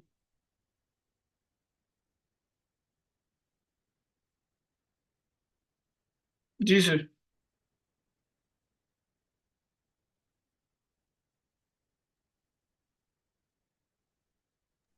अच्छा, अब एक अगर ऑब्जेक्ट जो है वो एस एच एम के अंदर है, तो वो, सॉरी, सर्कुलर मोशन के अंदर है, तो वो यहाँ से रिवॉल्व करेगा। ठीक है, रोटेशन इसकी कंप्लीट यूं करके होगी। ठीक हो गया। अगर मैं इस जी ऑब्जेक्ट पे सर। से लाइट थ्रो कर रहा हूँ, ठीक है, यहाँ से मैं लाइट थ्रो कर रहा हूँ, ओके, और बैक साइड पे मैंने लगाई हुई है स्क्रीन, यहाँ पे मैंने लगाई हुई है स्क्रीन, हम्म। और यहाँ से मैं लाइट थ्रो कर रहा हूँ। ठीक है, होगा क्या कि फॉर एग्जांपल अगर ये ऑब्जेक्ट यहाँ पे है, तो जब लाइट इस पे पड़ेगी तो इसकी इसका शेडो कहाँ बनेगा, इसका शेडो स्क्रीन पे यहाँ बनेगा। या इसी तरह से जैसे यस ही सर। ऑब्जेक्ट ऊपर जाएगा, फॉर एग्जांपल यहाँ पहुंचेगा, तो जो इसका शेडो है वो स्क्रीन पे यहाँ बनेगा, मतलब ऊपर की तरफ। हाँ। ठीक है, सिमिलरली जब ये यहाँ पहुंचेगा तो इसका शेडो यहाँ बनेगा। ये इसकी और मैक्स डिस्प्लेसमेंट है, एक्स नॉट है, ठीक है, मैक्सिमम डिस्प्लेसमेंट। यहाँ से फिर जब ये नीचे आएगा तो ये शेडो फिर नीचे आना शुरू हो जाएगा, बात समझ आ रही है। फिर जब ये यहाँ पे पहुंचेगा हम्म, तो इसका शेडो यहाँ पे मीन पोजीशन पे आ जाएगा। फिर जब ये नीचे यहाँ फॉर एग्जाम्पल अच्छा। पहुंचेगा तो इसका शेडो यहाँ आ जाएगा। फिर जब ये इस पोजीशन पे पहुंचेगा इसका शेडो, इस तरह से ये ऑब्जेक्ट, इसका जो शेडो है ना, object it self is in circular motion, लेकिन जो उसका शेडो दीवार पे बन रहा है वो आपका एस एच एम में मुस्तकिल ऐसे ऊपर जाएगा, फिर यहाँ से नीचे आएगा, फिर यहाँ से ऊपर जाएगा, फिर नीचे। तो ये शेडो जो इसका दीवार पे बन रहा होगा वो एक एस एच एम मोशन में जनरेट हो रहा होगा। बात समझ आ रही है। So my yes shadow sir. Be in S H M. ठीक है। अच्छा, हम्म। अब यहाँ पे जो है ना वो कुछ चीजें, कुछ रिलेशंस हमने निकालने हैं, जो है उसकी डिस्प्लेसमेंट के विद रिस्पेक्ट टू टाइम, फिर वेलोसिटी के विद रिस्पेक्ट टू टाइम, ठीक है, इसी तरह से एक्सेलरेशन के विद रिस्पेक्ट टू टाइम के। अगर मुझे फॉर एग्जांपल 2 सेकंड के टाइम, मतलब अगर मैं कहता हूँ at time 2 seconds what is the displacement of the object, क्या डिस्प्लेसमेंट है यहाँ पे, कितना ऊपर जा चुका होगा स्क्रीन पे, उसका शेडो है अपनी मीन पोजीशन से कितना ऊपर होगा, what would this x be with respect to time. तो वो रिलेशन निकालनी है। जैसी तरह से अगर मेरे पास at time 4 seconds what would be the velocity, तो अगर मुझे वेलोसिटी निकालनी 4 सेकंड्स में, फॉर एग्जांपल वो यहाँ कहीं पे नीचे की तरफ जा रहा है, तो इस वेलोसिटी की क्या वैल्यू होगी, किस स्पीड से नीचे जा रहा है, ये निकालना है। या फिर at time for example 12 seconds what would be the acceleration, तो एक्सेलरेशन के लिए किस तरह से एक्सप्रेशन निकलेगी। अब इन बातों पे हमने डिस्कशन करनी है, ठीक है। अब हम्म। गौर से देखना तुम, ठीक है, यहाँ पे जो ये एक्सप्रेशन है ना ये बड़ी इंपॉर्टेंट है, ये 1 2 और ये 3, ये कैसे बनती है इनको गौर से देखना। जब आपका ऑब्जेक्ट यहाँ पे है, ठीक है, जब आपका ऑब्जेक्ट यहाँ पे, इसका इसकी स्क्रीन पे शेडो यहाँ बन रहा है, ठीक है। जी सर। अब जैसे जैसे ये ऑब्जेक्ट यहाँ से ऊपर जाएगा, इसका शेडो भी यहाँ से ऊपर जाएगा। तो जो शेडो की हाइट है बेसिकली मीन पोजीशन से, अगर मैं इस दीवार पे जो इसकी मीन पोजीशन है उसको किसी पेंट से मार्क कर देता हूँ कि this is my mean position, अगर मैं दीवार पे एक मार्क बनाता हूँ this is hmm. My mean position, तो इस मीन पोजीशन से जो आपका शेडो जितना ऊपर होगा, फॉर एग्जाम्पल शेडो यहाँ होगा, तो this would be my ex. ऊपर की तरफ है तो पॉजिटिव एक्स हम्म। होगा, नीचे की तरफ है तो नेगेटिव एक्स नेगेटिव होगा। एक्स होगा। ये मेरी हो गई इंस्टेंटेनियस डिस्प्लेसमेंट के इस पॉइंट ऑफ टाइम पे, जब ये ऑब्जेक्ट यहाँ पे है तो इसकी डिस्प्लेसमेंट यहाँ से यहाँ तक एक्स है, ठीक है। अच्छा जी, तो ये मेरी आ गई डिस्प्लेसमेंट, ठीक है, इस डायग्राम में ये मेरी आ गई डिस्प्लेसमेंट। ओके जी। अच्छा जी, अब अगर फॉर एग्जांपल मुझे ये बताओ कि ये ऑब्जेक्ट अगर फुल टॉप पे हो, जब ये यहाँ पे होगा, तो जो इसका शेडो बनेगा यहाँ पे, ये जो शेडो बनेगा, ये वाली जो लेंथ होगी इसको मैं क्या कहूंगा, what would I call it, I call it x not, maximum displacement है कि नहीं ऊपर मजीद जाएगा ऑब्जेक्ट के नहीं जाएगा। जाएगा सर। तो this would be my maximum displacement, जो इसका शेडो यहाँ बनेगा यहाँ पे, यहाँ से लेके mean position would be x not. अगर मैं इसको सर्कुलर मोशन पर ड्रॉ करूँ तो ये मेरा क्या है, एक्स नॉट है, विच टेल्स मी नॉट। जो मेरा रेडियस है इस सर्कुलर मोशन का, जो रेडियस है दैट इज, रेडियस किसके इक्वल है, अच्छा x not. X not x के। नॉट। अगर ऑब्जेक्ट फॉर एग्जांपल इस पॉइंट पे, जहां उसकी डिस्प्लेसमेंट जो थी वो एक्स थी, मैक्सिमम पे नहीं, अभी कहीं दरमियान में कहीं है किसी इंस्टेंटेनियस पॉइंट पे, हम्म। तो इस पॉइंट पे अगर इसकी जो डिस्प्लेसमेंट थी वो दीवार पे, मैं अगर दीवार पे ड्रॉ करूँ तो ये एक्स है, तो ये रेडियस क्या था, ये जो रेडियस था it was x not, x not. Radius था वो एक्स नॉट था, ठीक है। तो जब रेडियस एक्स नॉट हम्म। बन गया और ये एक्स बन गया और ये थीटा बन गया, ये 90 डिग्री पे, तो मेरे पास एक ट्राइंगल कंप्लीट हो गया। तो यहाँ से मैं एक एक्सप्रेशन बनाता हूँ, sine theta is equals to perpendicular और हाइपोटेनस, परपेंडिकुलर मेरा जो है वो एक्स है और हाइपोटेनस एक्स नॉट है। तो यहाँ से मेरी इक्वेशन बन जाएगी hmm. X equals to x is equal to x naught ऊपर मल्टीप्लाई होगा एक्स तो नॉट क्या साइन मिलेगी? Theta. X is equal to x naught sine sine theta, x naught yes sine sir. Theta. अब theta. Omega की definition क्या है? Omega is theta by t. तो अगर मैं थीटा को इन टर्म्स हम्म। ऑफ आने तो अगर टी को ओमेगा से मल्टीप्लाई करूंगा तो theta would be equal to omega t, right? Theta hmm. किसके इक्वल? यस। Omega t. तो इस ओमेगा केस टी। में क्या ले आऊंगा? ओमेगा टी ले आऊंगा। बात समझ आ रही है? तो ये हम्म। मेरी इक्वेशन बनती है x naught sine omega T. This is an equation that relates displacement with time, कि इस स्पेसिफिक टाइम पर अगर ऑब्जेक्ट एसएचएम में है तो उसकी कितनी डिस्प्लेसमेंट होगी, उस स्पेसिफिक टाइम पर कितनी डिस्प्लेसमेंट होगी। ये वैल्यूज अगर हमें चाहिए ना इंस्टेंटेनियस, इंस्टेंटेनियस में कह रहा हूँ एक स्पेसिफिक टाइम पे, अगर किसी स्पेसिफिक टाइम पे हम्म। मुझे चाहिए तो उसके लिए मैं इस फॉर्मूले को जो है ना वो अप्रोच करूंगा। उसकी वजह ये है कि अगर ये फॉर्मूला इस केस पे अप्लाई हो रहा है तो ये केस तो एसएचएम है, तो ये एसएचएम के हर केस पे अप्लाई होगा। अगर मुझे ऊपर भी कहीं पे, यहाँ पर भी अगर मुझे फॉर एग्जांपल टाइम 2 सेकंड्स पर इसकी डिस्प्लेसमेंट चाहिए, टाइम 2 सेकंड्स में मुझे बताएं पेंडुलम कहाँ होगा, ये यहाँ पे होगा फॉर एग्जांपल, तो ये डिस्प्लेसमेंट कितनी है? तो ये x is equal to x naught sine omega t से मुझे मिल जाएगी। बात समझ आ रही है? अच्छा ठीक है। केस ठीक है। नंबर 3 से फॉर्मूला निकाला है, डायग्राम से प्रूफ करके निकाला है, लेकिन ये एप्लीकेबल सब पे, सारे एसएचएम्स पे ये एप्लीकेबल है, ऑल्दो मैंने केस नंबर 3 से इसको डायग्राम से निकाला है। ठीक है? तो ठीक है। This is first formula relating displacement and time. Now from the same diagram will be relating an equation for velocity and time, कि मुझे स्पेसिफिक टाइम पे इंस्टेंटेनियस वेलोसिटी चाहिए, भाई इस टाइम पे कितनी वेलोसिटी, कैसे निकालेंगे अब उसकी डिस्कशन करते हैं। ठीक है? अब मुझे बताओ कि अगर ये ऑब्जेक्ट यहाँ से जो है वो फॉर एग्जाम्पल यहाँ से यहाँ पे इसकी जो मेन पोजीशन पे शेडो था, और फॉर एग्जाम्पल वो इस पॉइंट पे आ गया, तो अगर इसकी जो शेडो था वो यहाँ होगा, तो इसकी जो डिस्प्लेसमेंट थी वो एक्स थी जो हमने यहाँ ड्रॉ की। ठीक है? अगर ये ऊपर की तरफ जा रहा है तो इसकी वेलोसिटी भी ऊपर की तरफ होगी। Would this not be the velocity? ये वेलोसिटी होगी कि नहीं होगी? Yes sir. ठीक यस है? सर। ये ऊपर की तरफ आपकी आ गई वेलोसिटी। ठीक हो गया? हम्म। अच्छा जी, अब मैं कहता हूँ वी नॉट क्या होगा, what would be the maximum velocity of this object? Maximum velocity क्या होगी इसकी, इस ऑब्जेक्ट की अगर मुझे मैक्सिमम वेलोसिटी निकालनी है, वी नॉट मैक्सिमम होता है। ठीक है? Hmm. Maximum velocity is the velocity at the mean position, ये इसकी maximum velocity at the mean position है। ठीक है? ये इसकी velocity at hmm. The mean position है। मीन। सर्कुलर मोशन में मुझे बताओ, जो आपकी वेलोसिटी है, अगर if an object is in circular motion, तो जो उसका मैग्नीट्यूड ऑफ वेलोसिटी है क्या वो चेंज करता है? नहीं सर। तो अगर यहाँ पे वी नॉट है for example at this position, if it is v naught, तो जब वो इस पोजिशन हम्म। में पहुंचेगा तब भी ये वी नॉट होगा या नहीं होगा? वो ही या रहेगा। वी नॉट होगा, यहाँ पहुंचेगा तब भी ये वो टेंजेंट, वी नॉट ही। यहाँ होगा तो भी टेंजेंट बनेगा वी नॉट, यहाँ होगा तो भी टेंजेंट बनेगा वी नॉट।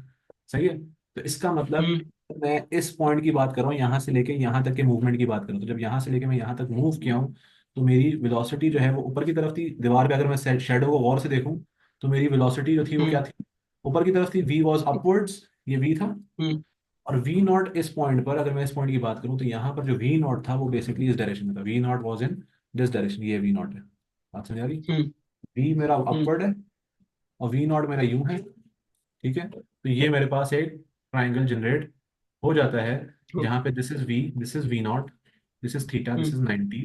तो ये जो है ना, ये जो वी है basically this is the base and v naught is the hypotenuse. तो ये रेशो कौन सा लगता है? कॉस का लगता है। कॉस थीटा बस। Would be equal to v over v naught. और यहाँ से वी नॉट की एक्सप्रेशन बन जाएगी वी नॉट कॉस थीटा, और थीटा हमारा ओमेगा टी का इक्वल होता है, तो v would be equal to v naught cos omega t. ठीक है। समझ आई? तो ये हमारे पास सेकंड रिलेशन आ गया ऑफ वेलोसिटी एंड टाइम, के एक स्पेसिफिक टाइम पर मुझे अगर इंस्टेंटेनियस वेलोसिटी चाहिए तो what would that velocity be. बात समझ आ गई? जी अच्छा जी, सर।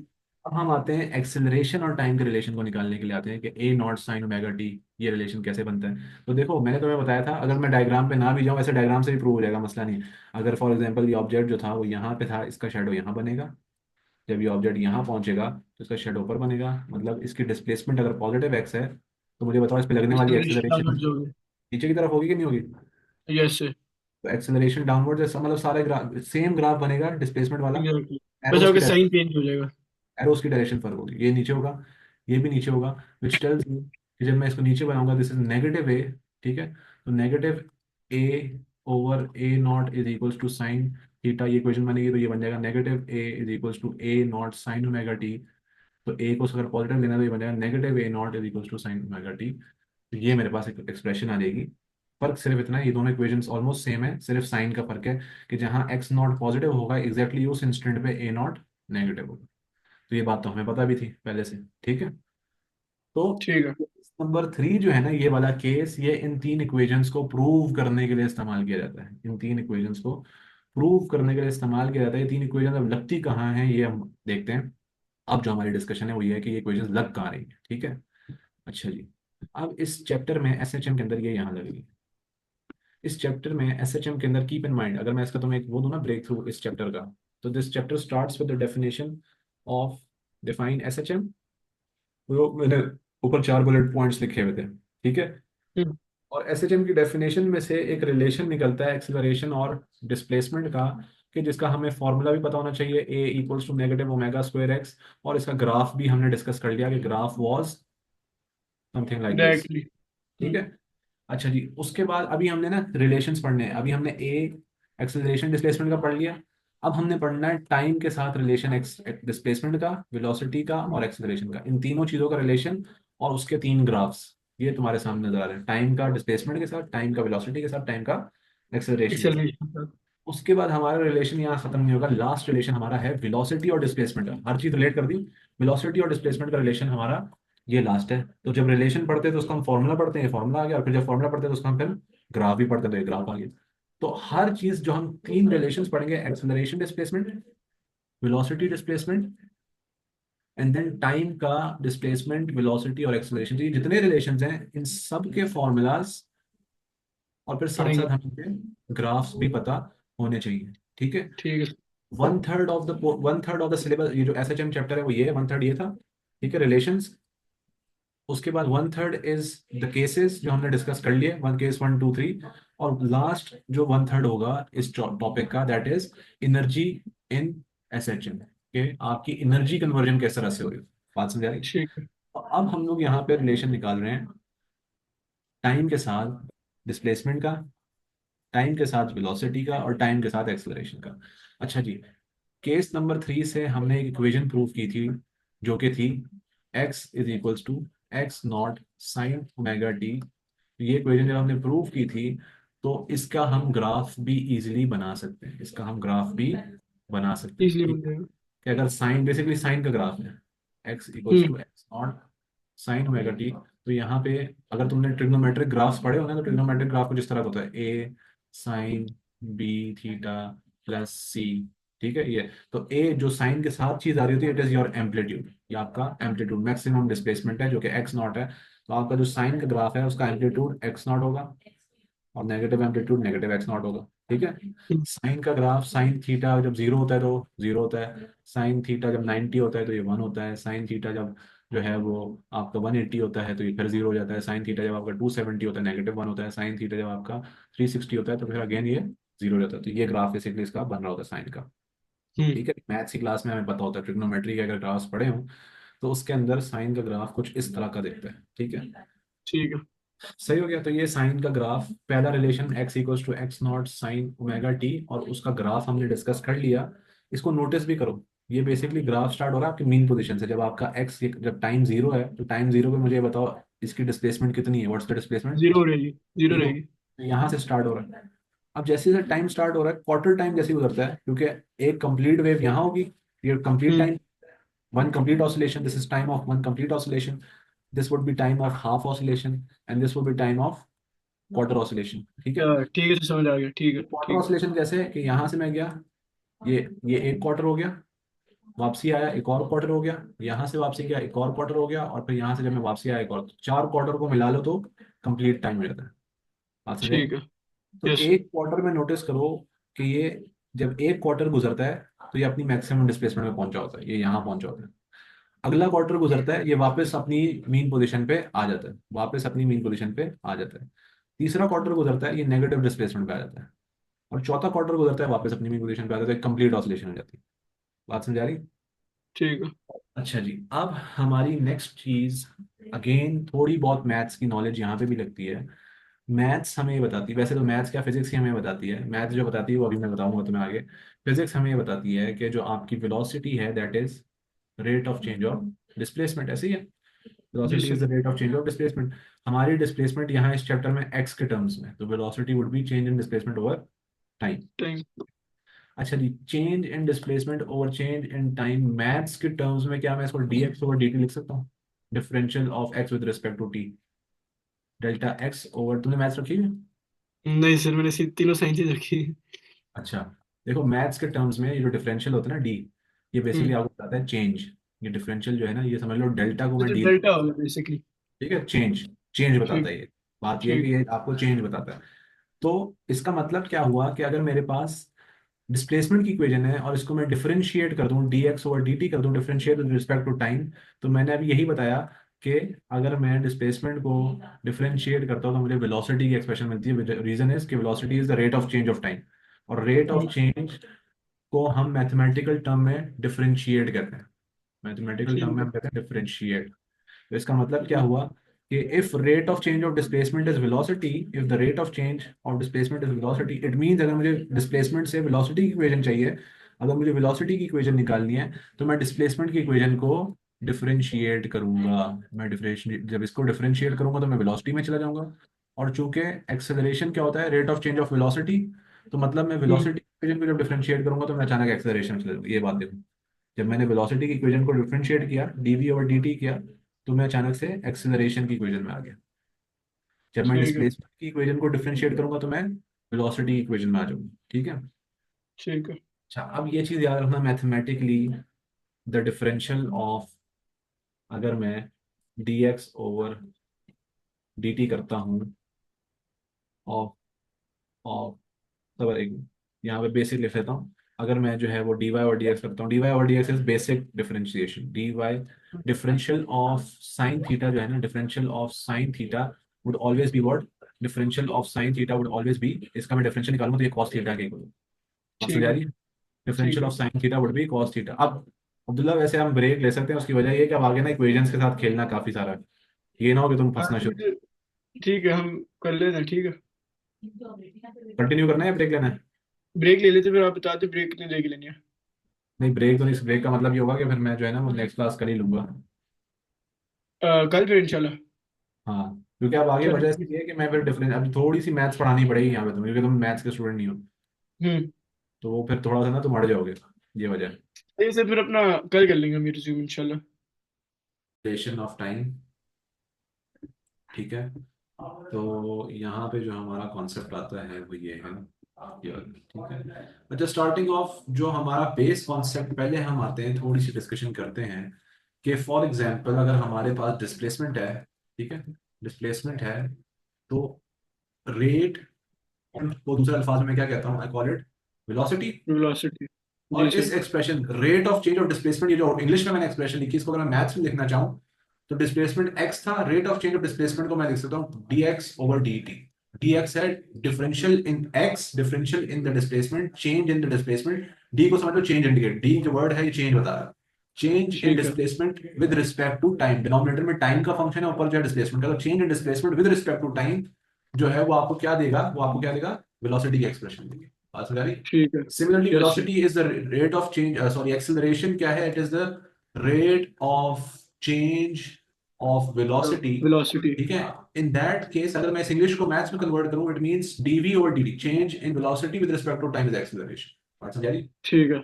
तो जी सर। यहां से मैं बताता हूँ कि अगर तुम्हारे पास डिस्प्लेसमेंट का फंक्शन है जो कि है x naught sine omega T, इस फंक्शन को मैथमेटिकली हम्म। अगर मैं डिफरेंशिएट करूंगा तो डिफरेंशिएट करने से मुझे वेलोसिटी का फंक्शन मिलेगा, I get the function of velocity जो कि हो जाएगा, इसका डिफरेंशियल होगा x naught omega cos omega t, ये वेलोसिटी का फंक्शन है। अब ये कैसे बनता है मैं बताता हूँ। खैर, इस फंक्शन को आगे मैं डिफरेंशिएट करूंगा डीवी बाई डी टी, जो वेलोसिटी का फंक्शन था x naught omega cos omega T, जब मैं इसको डिफरेंशिएट करूंगा ये एक्सेलरेशन का फंक्शन बन जाएगा, और एक्सेलरेशन फिर किसके इक्वल हो जाएगी, इसके डिफरेंशियल के इक्वल हो जाएगी, और इसका डिफरेंशियल किसके इक्वल है, वो है equal negative omega square, equal to negative omega square x naught sine omega, ठीक है।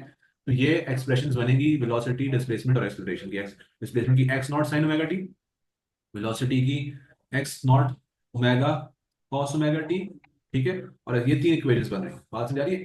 तो ये कैसे बन रही है, ऐसे बन रही है कि आपके पास ठीक है। डिस्प्लेसमेंट था, आपने उसको d x by d t किया, वेलोसिटी आ गया, ठीक है। और वेलोसिटी को आपने d v by d t किया, डिफरेंशिएट किया, तो वो एक्सेलरेशन बन गया। बात समझ आ रही है? ये ठीक बेसिक है। इन्फॉर्मेशन है, जी ठीक सर। है। मैथ्स का चैप्टर है काइनेमैटिक्स, उसमें भी पढ़ाया जाता है।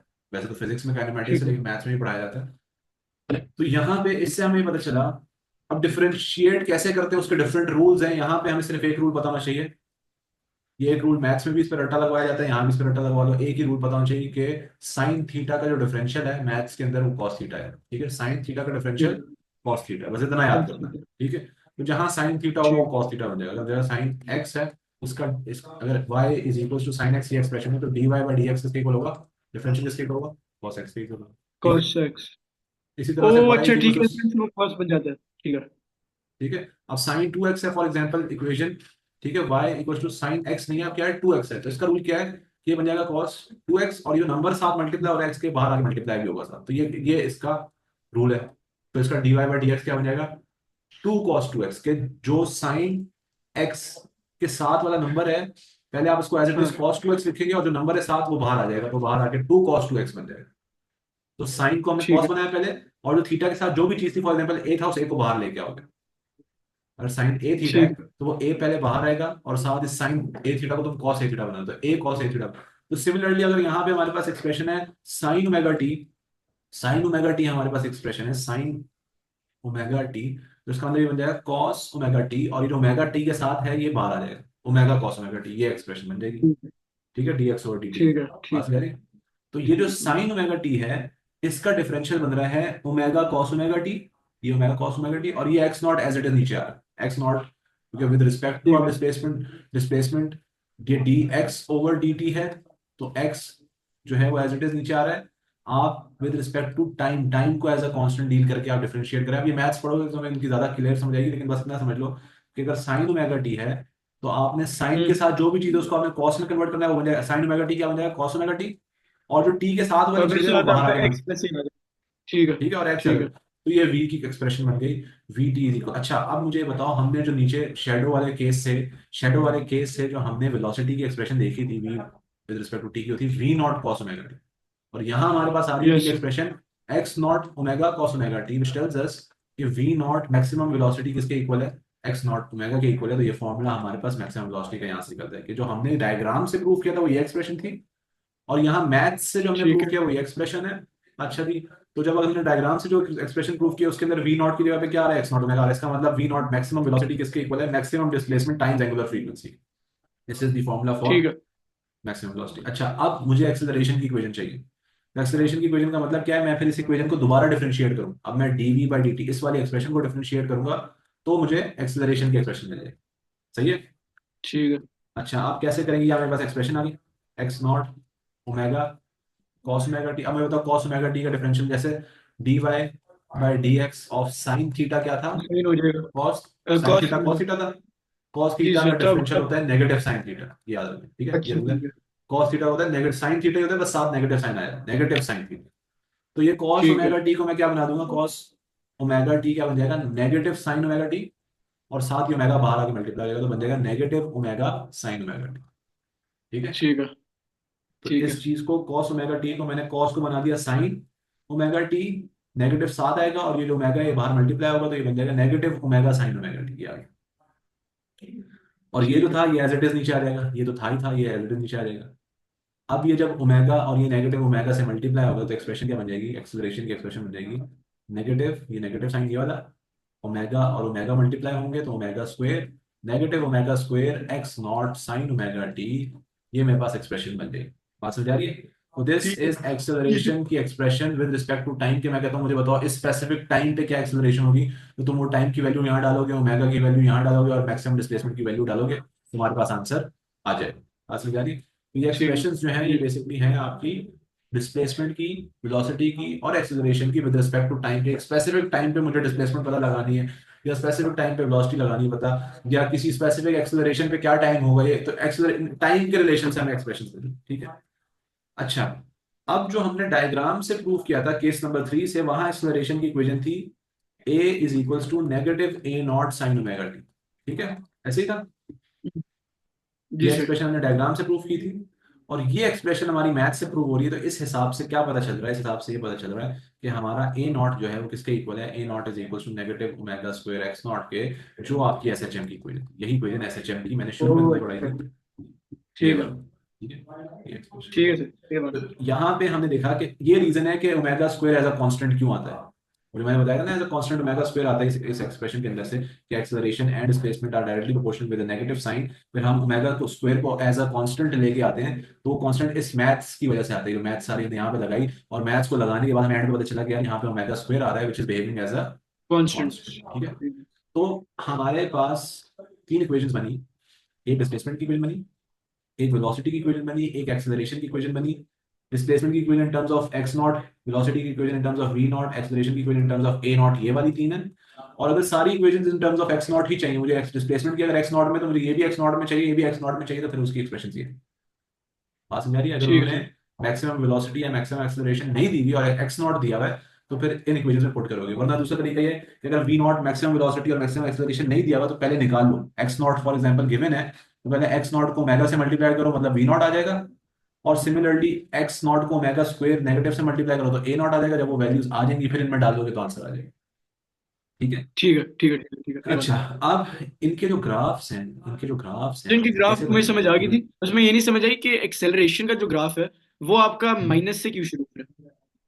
देखो एक्सेलरेशन की जो एक्सप्रेशन है वो क्या है? It is, acceleration is what? Acceleration is negative a naught sine omega t. ठीक है, साइन कॉस टेन के ट्रिग्नोमेट्री में जब हम ग्राफ पढ़ाते हैं, तो साइन कॉस ठीक टेन है के मैथ्स में जब साइन का ग्राफ पढ़ाया जाता है, तो साइन थीटा, थीटा आपका जीरो होता है, तो साइन क्या होता है? साइन थीटा में जीरो। जीरो डालोगे तो वैल्यू भी जीरो आएगी। ठीक है, तो साइन जीरो भी जीरो आ जाएगा। ठीक है, अब ठीक है ट्रिग्नोमेट्रिक ग्राफ साइन का कुछ इस तरह का दिखता है, y is equal to A sine B x plus C. If this a is positive, it means कि आपका ग्राफ पहले पॉजिटिव में जाएगा फिर नेगेटिव में जाएगा। And if this a is negative a, तो negative a sine B x plus c. अगर नेगेटिव साइन पहले नेगेटिव जाएगा फिर पॉजिटिव जाएगा। बात समझ आ रही है? ठीक है ठीक है ठीक है, उसकी वजह कि अगर फॉर एग्जाम्पल साइन थीटा में जीरो डाला तो जीरो, साइन में मैंने 90 डाला तो वैल्यू क्या आएगी? वन। साइन में 90 वन। डालूंगा तो वन। लेकिन अगर नेगेटिव साइन 90 होगा तो क्या होगा? साइन 90 वन बन जाएगा, और साथ नेगेटिव तो नेगेटिव वन। बेसिकली ये पहले नीचे आएगा फिर ऊपर जाएगा। आ रही समझ के नहीं? जी तो सर ये ठीक है। साइन के और कॉस के बेसिक ग्राफ्स हैं, कुछ भी नहीं है। साइन का ग्राफ हमेशा जीरो से स्टार्ट होता है, क्वार्टर टाइम पे 90 देखो। अगर टोटल टाइम, अगर टोटल एंगल 360 है, 360 कंप्लीट टाइम पीरियड है, तो 0.5 टी किसके इक्वल है? 180 के इक्वल है। और 90 किसके इक्वल है? 0.25 टी के इक्वल है, क्वार्टर टाइम के इक्वल है। ठीक है, तो 90 के ऊपर वो हमेशा मैक्सिमम वैल्यू देता है साइन का, उसका मतलब मैक्सिमम इज एट 0.25 टी। फिर 0.5 टी विच इज 180, 180 पे साइन की वैल्यू, साइन 180 क्या होता है? साइन 180 जीरो होता है। तो जीरो हाफ टाइम तो जीरो है। ठीक है, 3/4 पे फिर वो नेगेटिव मैक्सिमम है, फिर फुल टाइम पे फिर वो जीरो है। तो इस तरह से। और ये मैं तुम्हें उस दिन यहाँ पे करके भी दिखाया कि जब मैं इसको मीन पोजीशन से जो है ऑसिलेट करवाऊंगा, तो इसका टाइम पीरियड कैसे कंप्लीट होता है? क्वार्टर टाइम यहाँ पे टी बाय फोर ये, टी बाय फोर ये, टी बाय फोर ये, और फिर टी बाय फोर ये। तो चार क्वार्टर्स को ऐड कर दो तो टोटल क्या बन जाएगा? इन सबका टोटल इज कंप्लीट टी। ये टी ऐसे बनता है, क्वार्टर यहाँ, क्वार्टर यहाँ, क्वार्टर यहाँ, क्वार्टर यहाँ। आई समझ? तो नोटिस करो, जी जब सर पहला ठीक। क्वार्टर है तो वो जीरो से स्टार्ट हुआ, जीरो से स्टार्ट हुआ। पहले क्वार्टर के एंड पे वो मैक्सिमम पे पहुंच गया, मैक्सिमम पे पहुंच गया। अगले क्वार्टर के एंड पे वो वापस मीन पोजीशन पे आया, ये वापस मीन पोजीशन पे आ गया। अगले क्वार्टर के एंड पे वो वापस नेगेटिव मैक्सिमम पे पहुंचे, यहाँ से नेगेटिव मैक्सिमम पे पहुंच गया, फिर वापस मीन पे आया, यहाँ से भी मीन पे आ गया। समझ आ रही बात की? अच्छा, ठीक है सर समझ आ गया। कॉस, अब वेलोसिटी का जो ग्राफ है वो कॉस का है। कॉस का ग्राफ जो है वो आपका हमेशा कॉस जीरो किसके इक्वल होता है? कॉस जीरो वन के इक्वल होता है। और ठीक कॉस, है कॉस 90 जो है वो जीरो के इक्वल होता है। साइन का ऑपोजिट था, मतलब कॉस का ग्राफ ठीक ऐसे है समझ लो कि साइन के ग्राफ से क्वार्टर टाइम पीरियड आगे से स्टार्ट होता है। समझ लो यहाँ से स्टार्ट होता है, ये 0.25 से स्टार्ट होता है। पिछला भूल जाओ, ये सारा भूल जाओ।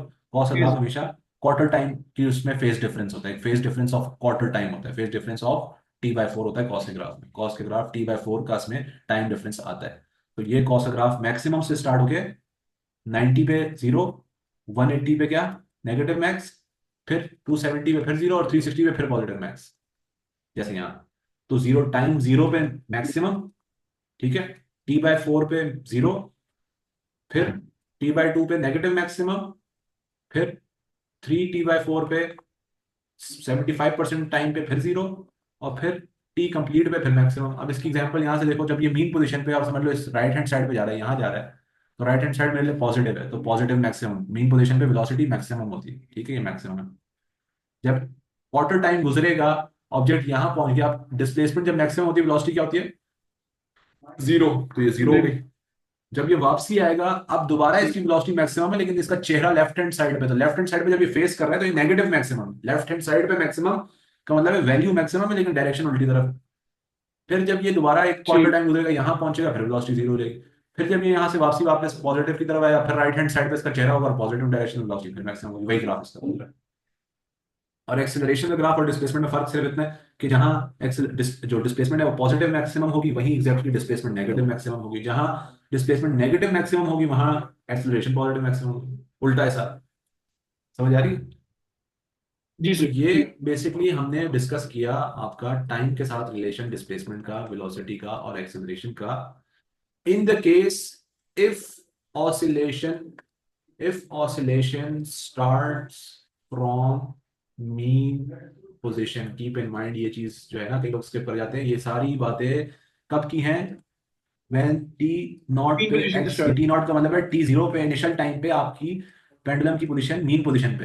अगर मैं टाइम स्टॉपवॉच अपनी तब स्टार्ट करता हूँ कि मैं पेंडुलम को पहले डिस्प्लेस करता हूँ मैक्सिमम पे ले जाके, फिर टाइम अपना स्टार्ट करता हूँ, तो सारी एक्सप्रेशन ये बन जाएगी, ये आपकी एक्सप्रेशन कन्वर्ट हो जाएगी। कि अगर मैंने टाइम जीरो पे एट टाइम जीरो मेरी डिस्प्लेसमेंट बजाय जीरो होने के मैक्सिमम हो जाए, इन दैट केस जहां जहां साइन है वहां वहां कॉस आ जाए, साइन वाली जगह कॉस बन जाएगी, कॉस वाली जगह साइन बन जाएगी, बाकी सही। बातें वही हैं। तो डिस्प्लेसमेंट का ग्राफ फिर कॉस का बनेगा, ये डिस्प्लेसमेंट का ग्राफ बन जाएगा, x not negative x not. ठीक है। और ये वाला जो है आपका वेलोसिटी का बन जाएगा। और इसी तरह का नीचे से स्टार्ट होने वाला है इस तरह का ग्राफ यूं करके, ये आपका एक्सेलरेशन का बन जाएगा ए नॉट। आई ठीक है। समझ के नहीं आई? ठीक है। जी सर समझ आइए। तो ये सारी बातें उल्टी हो जाएंगी कब? कि जब आपकी इनिशियल टाइम पे आप मैक्सिमम पोजीशन पे। क्लियर है? ठीक। तो दिस इज जी sir. Your relation with time, time का relation with displacement with velocity and with acceleration in two cases when at time zero x is zero and at time zero x is max. In either case ये relations, इनके expressions और इनके graphs हमने अभी discuss कर लिया। ठीक है। ठीक है सर।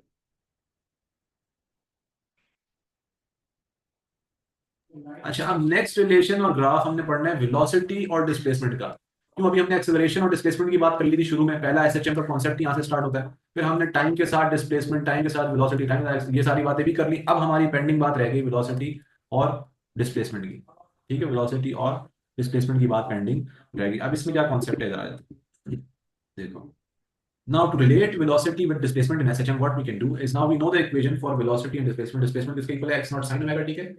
और velocity किसके इक्वल है? velocity है equal v not cos omega t के। ऐसे ही है? ठीक है, जी ये दो सर। एक्सप्रेशन है। अच्छा जी, अब हमारे पास अगर मैं यहां से x equals to x naught sine omega t में से सिर्फ साइन ओमेगा टी को सब्जेक्ट बना दूं, एक्सप्रेशन क्या बन जाएगी? x over x naught. ऐसे ही है, ये x नॉट नीचे चला जाएगा, यस। इसके नीचे आ जाएगा, यस सर। पीछे आएगा sine omega t. Sine omega t equals to x over x not.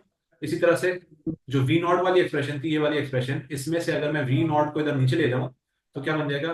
v over v naught is equals to cos omega t. सही है? v ओवर जी v sir. Naught will be equal to cos omega t. ठीक हो गया? ठीक है। ये square हटाते हैं, दोबारा से करके दिखाते हैं। ठीक है। अच्छा जी, अब ये एक्सप्रेशन आ गई, यहाँ तक बात क्लियर है? हो गई। जी अच्छा जी, सर। अब नेक्स्ट स्टेप में हमने मैथ्स में ट्रिग्नोमेट्रिक आइडेंटिटी पढ़ी होती है, sine square theta plus cos square theta is always equal to one. Sine square theta और कॉस स्क्वायर थीटा को अगर मैं ऐड कर दूं तो वन के इक्वल होता है ना। This is sine omega t. तो अब मुझे इसको साइन नहीं मुझे चाहिए, मुझे साइन स्क्वायर चाहिए। तो मैं इधर से भी स्क्वायर ले लूंगा, यहाँ से भी स्क्वायर ले लूंगा। एक्सप्रेशन क्या बन जाएगी? जब मैं स्क्वायर ले लूंगा तो एक्सप्रेशन क्या बन जाएगी? एक्सप्रेशन मेरी बन जाएगी sine square omega t is equal to x square और एक्स नॉट स्क्वायर, सब पे स्क्वायर लग जाएगा। इसी तरह से v cos square omega t बन जाएगा वी स्क्वायर और वी नॉट स्क्वायर, सब पे स्क्वायर लग गया। सही है? ठीक है।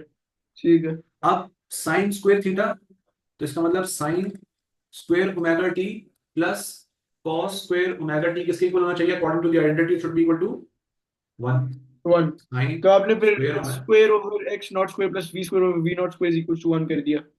हाँ एग्जैक्टली। तो हमने फिर साइन स्क्वायर ओमेगा टी जहां था वहां पे ये चीज लेके आ गए, और इस तरह जहां कॉस स्क्वायर ओमेगा टी था वहां ये चीज लेके आ गए, और उसको हमने इक्वल कर ठीक दिया है। वन के। अब ठीक है। इस एक्सप्रेशन में से जब मैं इस v को सब्जेक्ट बनाऊंगा ना, इस v को, तो ये बनेगा। अब इसको मैं करके दिखा क्या दिखा दूं? यहाँ पे एलसीएम लोगे, ये सारा v नॉट स्क्वायर से मल्टीप्लाई होगा, ठीक है, और ये वाला सारा x नॉट स्क्वायर से मल्टीप्लाई होगा।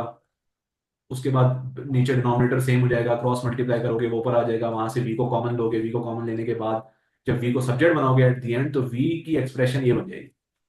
ठीक है, वो कैसे बनेगी? तुम एक दफा मैथ्स लगा भी लोगे, अलजेब्रा सीधी सीधी वो बड़े इजी से, सिर्फ लंबे स्टेप से, तीन चार स्टेप से वर्किंग के मैंने स्किप करके सीधा फाइनल पोजीशन पे ले आया कि फाइनल में तुम्हारे पास इक्वेशन वेलोसिटी की और डिस्प्लेसमेंट की वो ये बन जाएगी। वेलोसिटी विद रिस्पेक्ट टू तो डिस्प्लेसमेंट सर के फिर ये एक्सप्रेशन में। ओमेगा किधर से है? हाँ, ये ओमेगा किधर से है?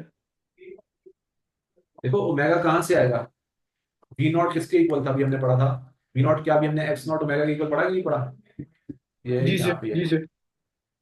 ठीक है ये वाला। तो ठीक ये है, यहाँ पे हम लोग ये जो वी नॉट है ये वाला, इसमें हम डालेंगे एक्स नॉट ओमेगा, ठीक है। ठीक है। तो ये बन जाएगा एक्स नॉट का स्क्वायर ओमेगा का स्क्वायर। खैर ये अब मैथ्स के स्टेप्स हैं, सीधे सीधे ये सब्स्टिट्यूशन करके इसको एक्सपेंड करके सारे काम कर ये करा के सही एट दी लगेगा। एंड, जी। ठीक है, you will get eight this point. बात समझा गई। ठीक अब है। इस पॉइंट के अंदर आपके पास ये एक्सप्रेशन आ गई, ठीक है। जी अच्छा सर।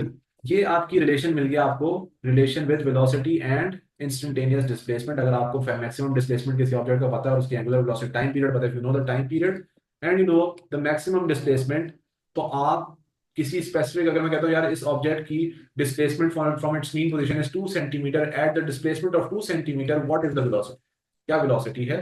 और मैंने तुम लोग को एक्स नॉट मैक्सिमम डिस्प्लेसमेंट बता दी कि यार इसका जो पेंडुलम की मैक्सिमम डिस्प्लेसमेंट है दैट इज 12 सेंटीमीटर्स, और जो इसका टाइम पीरियड ऑफ ऑसिलेशन है that is 0.5 seconds for example, ठीक है। एक्स नॉट बता दिया।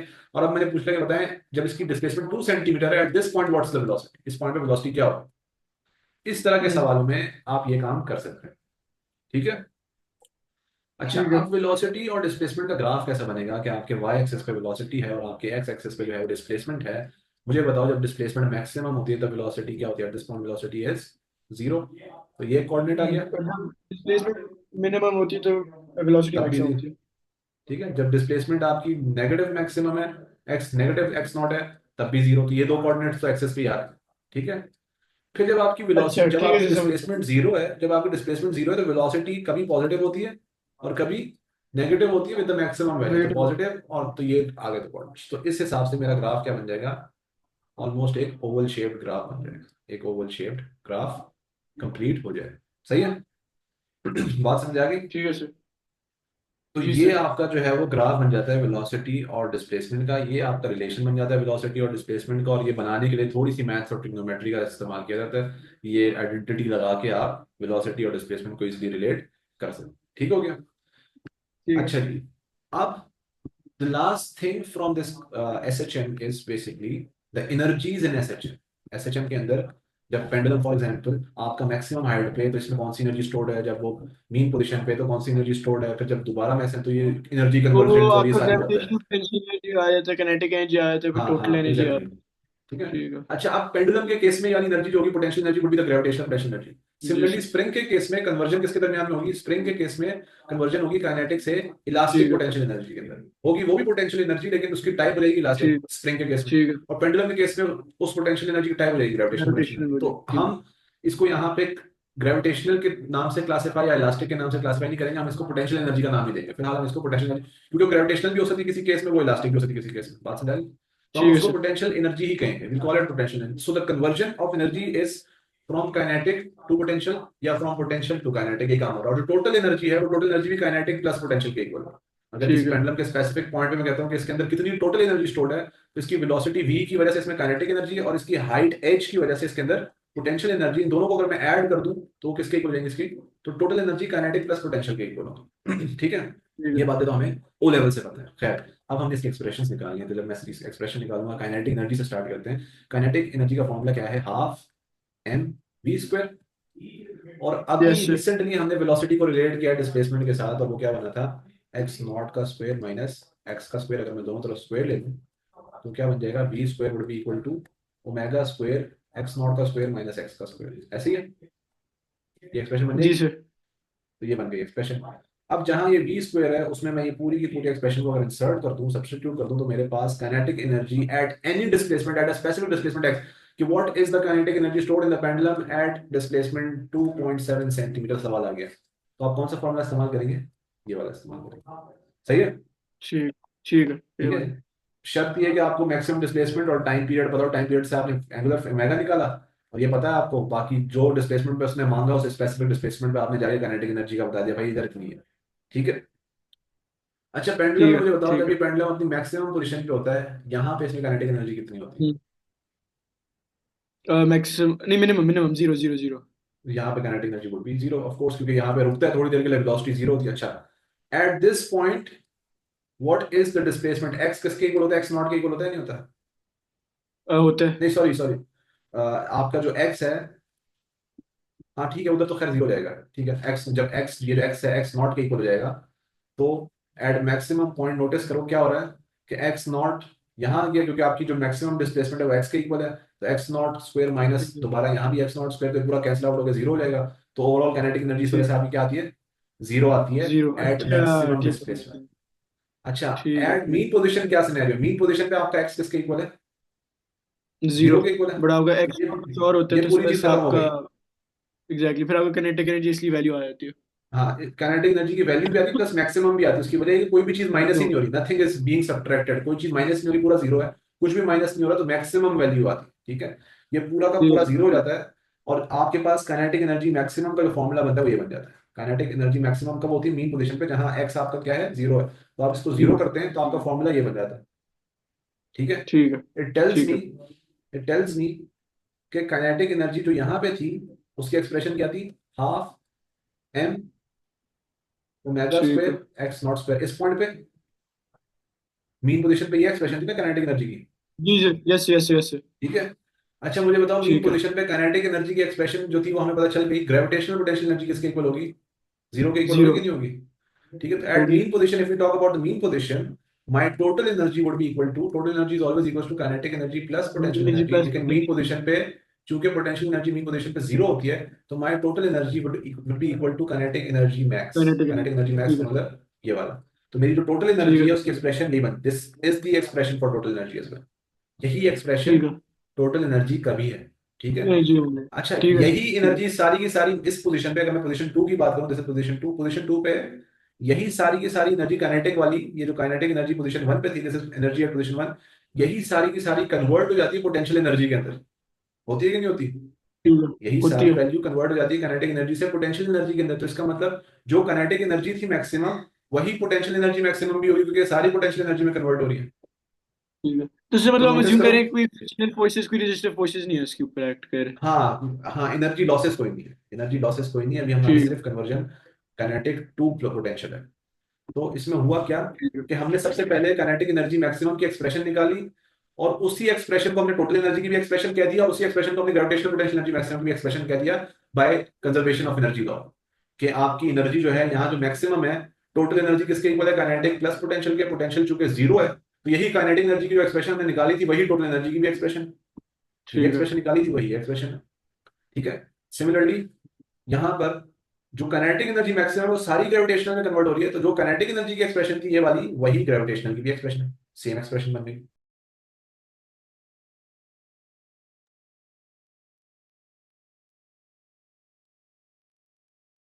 अच्छा, अब हमें जो है वो ग्रेविटेशनल पोटेंशियल एनर्जी मैक्सिमम की जब वैल्यू मिल गई, ठीक है, तो अब क्या पेंडिंग है, अब हमारे पास पेंडिंग है gravitational potential energy at any point की एक्सप्रेशन निकालना, ठीक है, क्योंकि फॉर एग्जांपल आपका पेंडुलम जो है वो इस पॉइंट पर है, यहाँ पर ग्रेविटेशनल पोटेंशियल एनर्जी है जीरो, और मैक्सिमम पर जो है वो ग्रेविटेशनल पोटेंशियल एनर्जी मैक्सिमम है। तो ये तो हमें पता चल गया कि भाई यहाँ जीरो है, और यहाँ वाली एक्सप्रेशन भी हमें पता चल गई, लेकिन इसके दरमियान का जो रीजन है यहाँ पर ग्रेविटेशनल पोटेंशियल एनर्जी कितनी होगी, वो एक्सप्रेशन निकालने के लिए कि gravitational potential energy at any point, उसके लिए जो है ना हमने अब नेक्स्ट वर्किंग जो है ना उस पर करनी है। तो हमारे पास जो है वो टोटल एनर्जी जो होगी सिस्टम में, क्योंकि बाकी एनर्जी तो कोई है नहीं, कोई हीट लॉस एनर्जी लॉस नहीं है, सारी कन्वर्जन बिटवीन काइनेटिक और पोटेंशियल एनर्जी हो रही है, कि यहाँ पर जो है वो ग्रेविटेशनल पोटेंशियल एनर्जी है मैक्सिमम डिस्प्लेसमेंट पे, और जब डिस्प्लेसमेंट जीरो है तो काइनेटिक एनर्जी में कन्वर्ट हो रही है सारी, काइनेटिक एनर्जी मैक्सिमम है, उसके अलावा और कोई एनर्जी कन्वर्जन नहीं है। तो इसका मतलब टोटल एनर्जी जो है वो kinetic energy plus potential energy हो गई। अब एट एनी पॉइंट का केस हम कर रहे हैं, हम लोग मैक्सिमम वगैरह का या मिनिमम वगैरह का केस नहीं कर रहे हैं, हम कर रहे हैं कि आपका पेंडुलम जब मैक्सिमम डिस्प्लेसमेंट से मीन पोजीशन की तरफ ट्रेवल करेगा, तो दरमियान में फॉर एग्जांपल यहाँ पर इस डिस्प्लेसमेंट एक्स पर ग्रेविटेशनल पोटेंशियल एनर्जी कितनी है, ये सवाल है, ठीक है। तो इसकी एक्सप्रेशन निकालने के लिए total energy is equal to kinetic plus potential कर लिया, पोटेंशियल हमें चाहिए तो इसको सब्जेक्ट बना देंगे, तो ये बन जाएगा क्या, काइनेटिक एनर्जी उधर जाके माइनस हो जाएगी, तो total energy minus kinetic energy, ठीक है। टोटल एनर्जी की जो एक्सप्रेशन है वो हमारे पास हाफ यही वाली है, ठीक है, ये एक्सप्रेशन लिखी हुई है half m omega square x naught का स्क्वायर, ठीक है।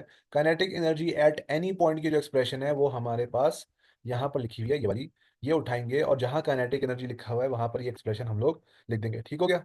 अच्छा जी, अब जब हमने एक्सप्रेशन लिख दी, उसके बाद हमारे पास ये आ गया gravitational potential energy at any point. इसको सिंप्लीफाई कर दो। ये जो पूरा है इसको ब्रैकेट में पहले एक दफ़ा यहाँ मल्टीप्लाई करोगे, फिर एक दफ़ा यहाँ मल्टीप्लाई करोगे। उससे होगा क्या कि हमारे पास जो है वो हाफ, जब मल्टीप्लाई करोगे तो आ जाएगा half m omega square x naught square minus half m omega square x square. तो ये वाला और ये वाला कट जाएगा, and then you'll be left with half m omega square x square. यहाँ भी माइनस है, यहाँ भी माइनस है, ये दोनों माइनस माइनस मल्टीप्लाई होकर प्लस बनेंगे। तो हमारी एक्सप्रेशन जो है एट दी एंड वो ये बन जाएगी। मतलब बेसिक मैथ्स आपने लगानी है, इसके आगे सिंप्लीफाई करना है, इस ब्रैकेट को एक्सपेंड करो, यहाँ से इसके साथ मल्टीप्लाई करो, फिर इसी हाफ ओमेगा स्क्वायर को आगे एक्स के साथ मल्टीप्लाई करो। एक्स नॉट स्क्वायर वाला माइनस साइन के साथ होगा, तो ये और ये सेम चीज़ें कट जाएंगी। ये वाला माइनस इस माइनस के साथ मल्टीप्लाई होकर प्लस बनाएगा, और बाकी चीज़ें इसके साथ मल्टीप्लाई देंगे, तो you'll be left with half m omega square x square.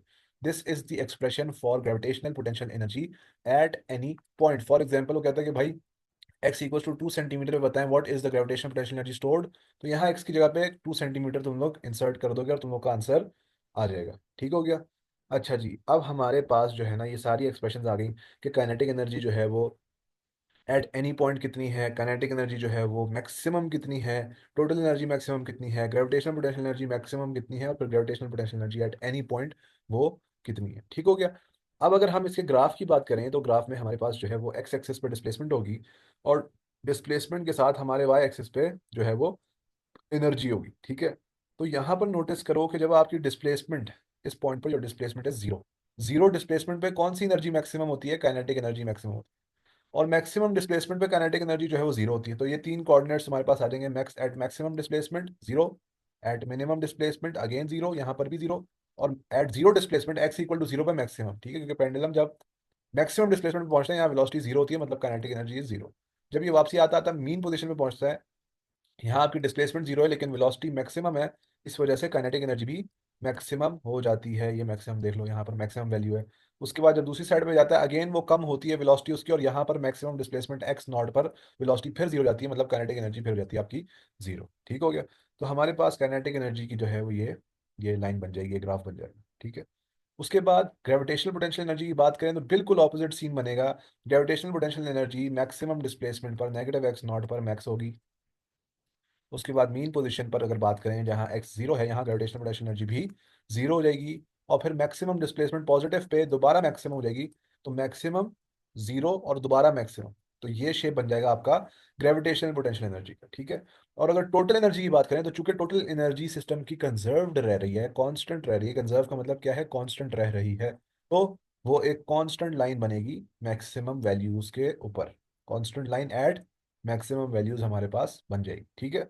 अच्छा जी, उसके बाद एग्जामिनर ये भी पूछ सकता है कि at what value of displacement, कितनी डिस्प्लेसमेंट पर आपकी gravitational potential energy exactly equal है काइनेटिक एनर्जी के।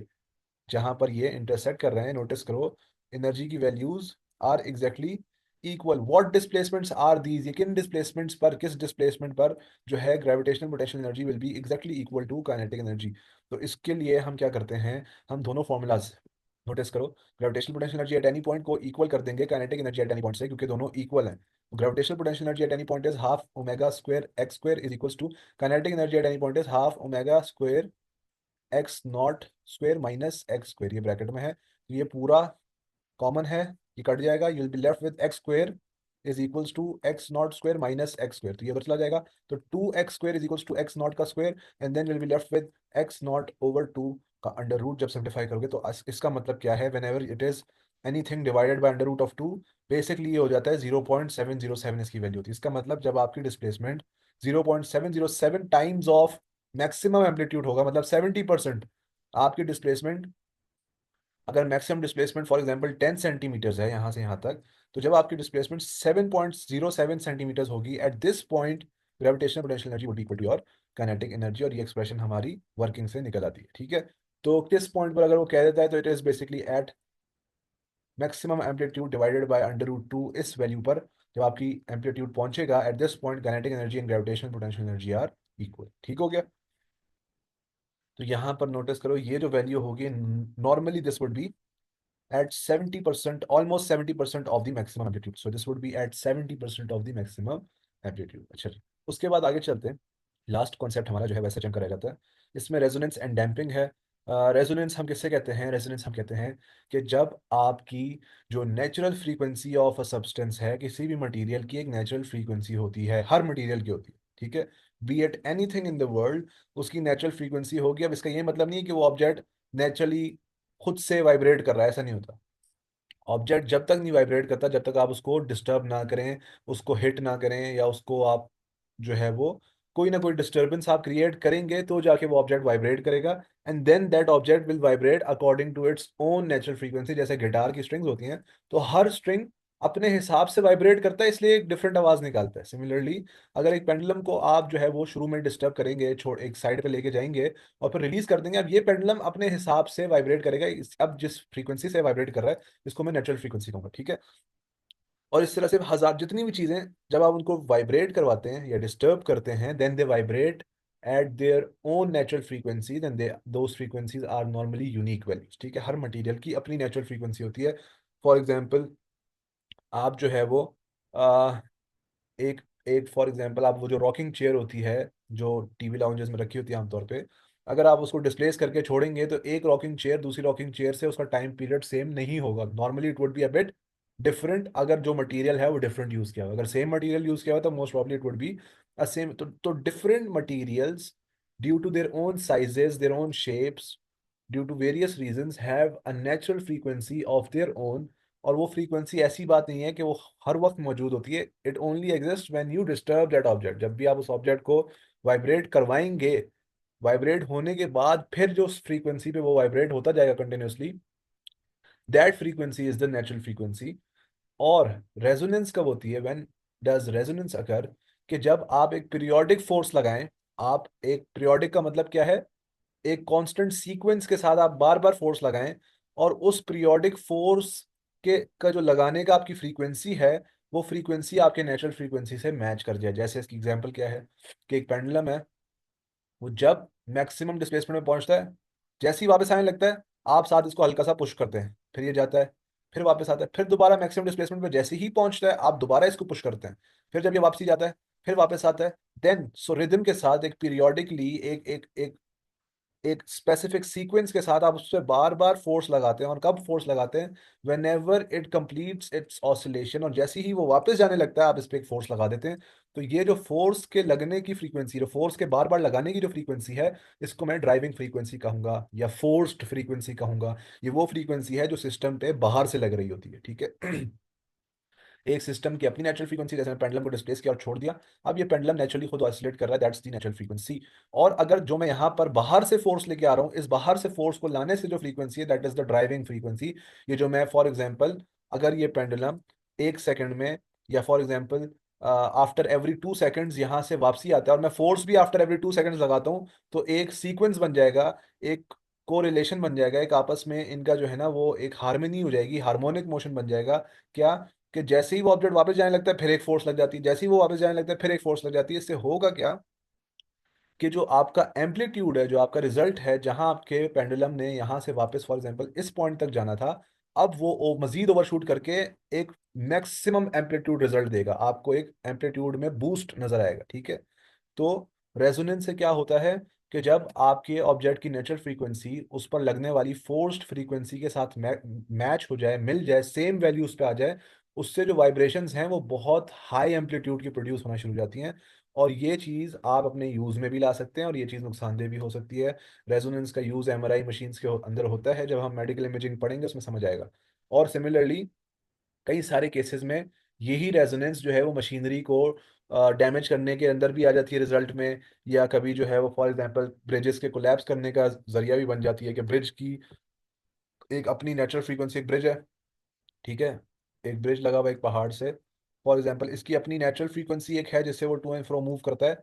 और जो हवा चल रही है, फॉर एग्जांपल समहाउ वो फोर्स्ड फ्रीक्वेंसी और ये नेचुरल फ्रीक्वेंसी इक्वल हो जाएंगे, तो then this bridge would start oscillating with very high amplitudes, and it might result in the collapse of this bridge, ठीक है। तो हिस्ट्री में इस तरह का सिनेरियो हुआ हुआ भी है। तो ये होता है रेजोनेंस, ठीक है। तो यहाँ पर इसका अगर हम ग्राफ देखें, तो नोटिस करो कि जो ये है बेसिकली ड्राइव्ड फ्रीक्वेंसी या फोर्स्ड फ्रीक्वेंसी या ड्राइविंग फ्रीक्वेंसी।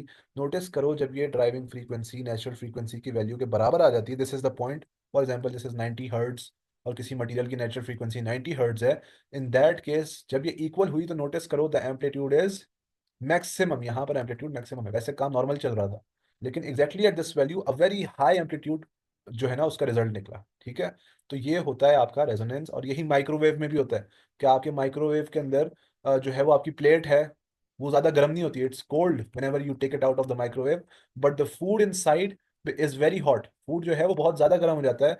क्यों? कि उसकी वजह यह है कि फूड में फॉर एग्जांपल जो फैटी फैट्स होते हैं और जो वाटर कंटेंट होता है, वाटर प्लस फैट, उसकी जो नेचुरल फ्रीक्वेंसी है, उस फ्रीक्वेंसी से मैच हो जाती है आपकी माइक्रोवेव्स जो आ रही हैं, माइक्रोवेव्स जो निकल रही हैं, उनकी फ्रीक्वेंसी ड्राइविंग फ्रीक्वेंसी है। और अंदर जो खाना पड़ा हुआ है फूड, उसकी फ्रीक्वेंसी जो है वो नेचुरल फ्रीक्वेंसी, चूंकि दोनों मैच हो जाती हैं, तो इसमें रेजोनेंस अकर होती है। और जिस ऑब्जेक्ट के अंदर रेजोनेंस होती है, सारा एनर्जी ट्रांसफर भी उसी के अंदर होता है, सारी एनर्जी उसी में जाती है, जिसकी वजह से वो फूड जो है वो हीट अप हो जाता है। लेकिन जो आपकी डिश है वो इतनी ज्यादा हीट अप नहीं होती। ठीक है, तो कीप इन माइंड, जिस ऑब्जेक्ट के अंदर रेजोनेंस हो रही है, बेसिकली सारी एनर्जी भी वही एब्जॉर्ब कर रहा है। ठीक है, वही एब्जॉर्ब कर रहा है सारी एनर्जी। तो इस वजह से खाना भी सारी एनर्जी एब्जॉर्ब कर लेता है, और उस वजह से वो हीट अप हो जाता है, प्लेट हीट अप नहीं होती। This is the concept of resonance. अच्छा जी, इसका ऑपोजिट क्या है कि अगर मैंने जो है ना वो किसी ऑसिलेटिंग सिस्टम को, जो हम अज्यूम कर रहे हैं कि वो मुस्तकिल चलता रहेगा, एक पेंडुलम है जो मुस्तकिल चलता रहेगा, there won't be any energy losses. अगर इस सिस्टम में से मैं एनर्जी लॉसेस को माइनस कर दूं, तो this pendulum would oscillate for ever, ये फॉर एवर ऑसिलेट करता जाएगा। लेकिन रियल लाइफ में क्या होता है कि इन एवरी ऑसिलेशन इस सिस्टम में से थोड़ी थोड़ी एनर्जी बाहर निकल रही होती है, फिर वो वापस जाता है, फिर एनर्जी हल्की फुल्की बाहर निकल रही। तो in every oscillation you notice energy is lost. ठीक है, इस चीज को हम कहते हैं डैम्पिंग। डैम्पिंग क्या है कि आपके ऑसिलेटिंग सिस्टम में से अगर एनर्जी कंजर्व ना रहे और एनर्जी हर ऑसिलेशन पे आहिस्ता आहिस्ता करके बाहर निकलती जाए, तो होगा क्या कि जो आपका एम्पलीट्यूड है जो पहले ज्यादा होगा, वो आहिस्ता आहिस्ता आहिस्ता करते करते कम होता जाएगा, और होते होते होते होते एक पॉइंट आएगा कि वो जीरो हो जाएगा। और इसका मतलब फिर वो ऑब्जेक्ट मजीद दोबारा ऑसिलेट नहीं करेगा, वो ऑब्जेक्ट रेस्ट पे आ जाएगा। ठीक है, और आइडियली रियल लाइफ सिनेरियोज में ऐसे ही होता है कि आपने पेंडुलम को जब ऑसिलेट कराया, तो ऐसा नहीं है कि वो ताहयात क़यामत तक जो है वो ऑसिलेट करता जाएगा, ऐसा नहीं होता। ये ऑब्जेक्ट जो है ना, वो हर ऑसिलेशन पर जाते हुए इसको एयर रेजिस्टेंस फील होती है, और एयर रेजिस्टेंस की वजह से सिस्टम से थोड़ी थोड़ी एनर्जी बाहर निकलती जाती है, जिसकी वजह से 10 या 15 या 20 या 30 ऑसिलेशंस के बाद वो जो सिस्टम है वो रेस्ट पे आ जाता है। ठीक है, इसको हम कहते हैं डैम्पिंग। और ये डैम्पिंग की एक टाइप है, जो मैंने example the, it is a type of damping. इसको हम कहते हैं बेसिकली लाइट डैम्पिंग। लेकिन पहले हम डैम्पिंग समझते हैं, फिर आगे टाइप्स पर डिस्कशन करेंगे। Damping is the decrease in amplitude of vibration due to the loss of energy, और सिस्टम से एनर्जी निकलती है। और डैम्पिंग को आप फॉर एग्जांपल अगर इंक्रीज करवाना चाहते हैं, तो आपने बेसिकली ये फोकस करना है कि यार इस सिस्टम में से एनर्जी कैसे निकलेगी। ठीक है, इस सिस्टम में से मैंने एनर्जी निकालनी है, वो कैसे निकलेगी। अगर मैं एनर्जी निकालने के तरीकों को इन्हेंस कर दूंगा, तो डैम्पिंग भी इन्हेंस हो जाएगी।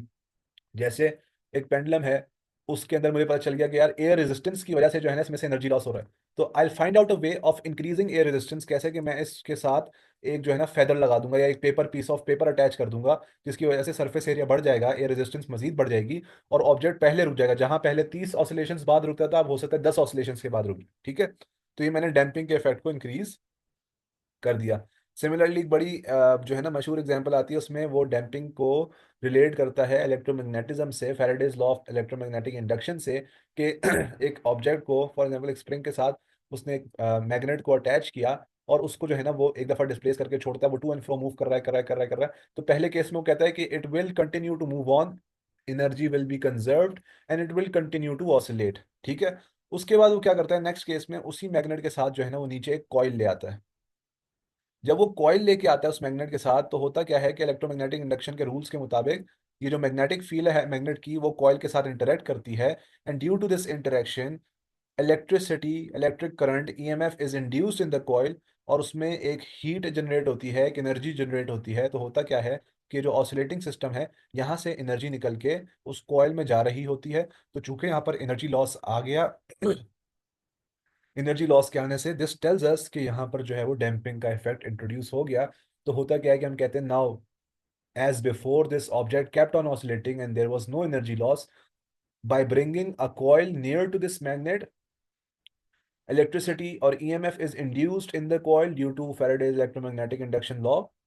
जैसे ही कॉइल में इलेक्ट्रिसिटी इंड्यूस हुई, उसमें करंट जलना शुरू हो गया, तार में उसका टेम्परेचर बढ़ना शुरू हो गया। इसका मतलब एनर्जी जो है वो ऑसिलेटिंग सिस्टम से निकल निकल के तार में आती जा रही है, और एनर्जी लूज हो रही है। फॉर दैट रीजन ऑसिलेशन एक स्पेसिफिक पॉइंट ऑफ टाइम के बाद रुक जाएगी। ठीक है, तो ये भी डैम्पिंग का एक तरीका है। अच्छा जी, अब हम आते हैं डैम्पिंग की टाइप्स पे। टाइप्स ऑफ डैम्पिंग तीन है। हैवी डैम्पिंग है, लाइट डैम्पिंग है और क्रिटिकल डैम्पिंग है, ठीक है। अच्छा जी, इसको मैं जो है ना एक बच्चे को झूला जैसे दे रहे होते हैं ना, उसके साथ एग्जांपल्स को रिलेट करके समझाऊंगा। लाइट डैम्पिंग इज कि आप जो है वो ऑब्जेक्ट को रेस्ट पे लेकर आते हैं आफ्टर मल्टीपल ऑसिलेशन, उसको मल्टीपल टाइम्स ऑसिलेट होने देते हैं और फिर जाके वो रेस्ट पे खुद से आ जाते हैं। ये कैसे होगा कि फॉर एग्जाम्पल आप एक बच्चे को झूला दे रहे हैं और बच्चा बैठा हुआ है, और when this swing reaches the maximum displacement, आप यहाँ पर पीछे खड़े में और आप उसको पुश या पुल जो भी कर रहे हैं, अब जैसे ही ये स्विंग मैक्सिमम पोजीशन पे आएगा, आपने पीछे से इस स्विंग के ऊपर एक हल्की सी बैकवर्ड फोर्स लगा दी और फिर जाने दिया। अब ये जाएगा तो होगा क्या, चूंकि आपने बैकवर्ड फोर्स लगाई है उसकी वजह से अब इसमें से सिस्टम में से एनर्जी लूज होगी, और जहां ये पहले इधर तक जा रहा था, इस पॉइंट तक जा रहा था, अब ये स्विंग थोड़ा सा पहले से वापस आ जाएगा। नेक्स्ट टाइम आप फिर थोड़ी सी फोर्स पीछे की तरफ लगाएंगे, एनर्जी लूज होगी, फिर ये और कम एम्पलीट्यूड पर डिस्प्लेस होगा, फिर वापस आएगा। Then you apply a backward force and next time और कम एम्पलीट्यूड पर डिस्प्लेस होगा। And this way what would happen is, after a few oscillations, after multiple oscillations, that object will come to rest. ठीक है, इसको हम कहते हैं लाइट डैम्पिंग, कि ऑब्जेक्ट को रेस्ट पर लाना, लेकिन रेस्ट पर लाने के लिए आपको कोई जल्दी नहीं है, आपने उसको 10-15 दफा ऑसिलेट होने दिया फिर जाके वो रेस्ट पे आया। ठीक है, बड़ी एक एग्रेसिव डैम्पिंग नहीं किया आपने, लाइट डैम्पिंग की, हर दफा हल्की हल्की एनर्जी सिस्टम से निकाली। एंड इन दैट केस क्या हुआ कि आफ्टर 10 और 15 और 20 ऑसिलेशन वो ऑब्जेक्ट खुद ब खुद रेस्ट पे आ गया। ठीक है, एयर रेजिस्टेंस के केस में भी यही होता है। पेंडुलम जो आपका नॉर्मली 10 या 15 या 20 ऑसिलेशन के बाद रेस्ट पे आता है, ये लाइट डैम्पिंग की एग्जाम्पल है। उसमें क्या होता है, उसका ग्राफ नोटिस करो कैसा बनता है।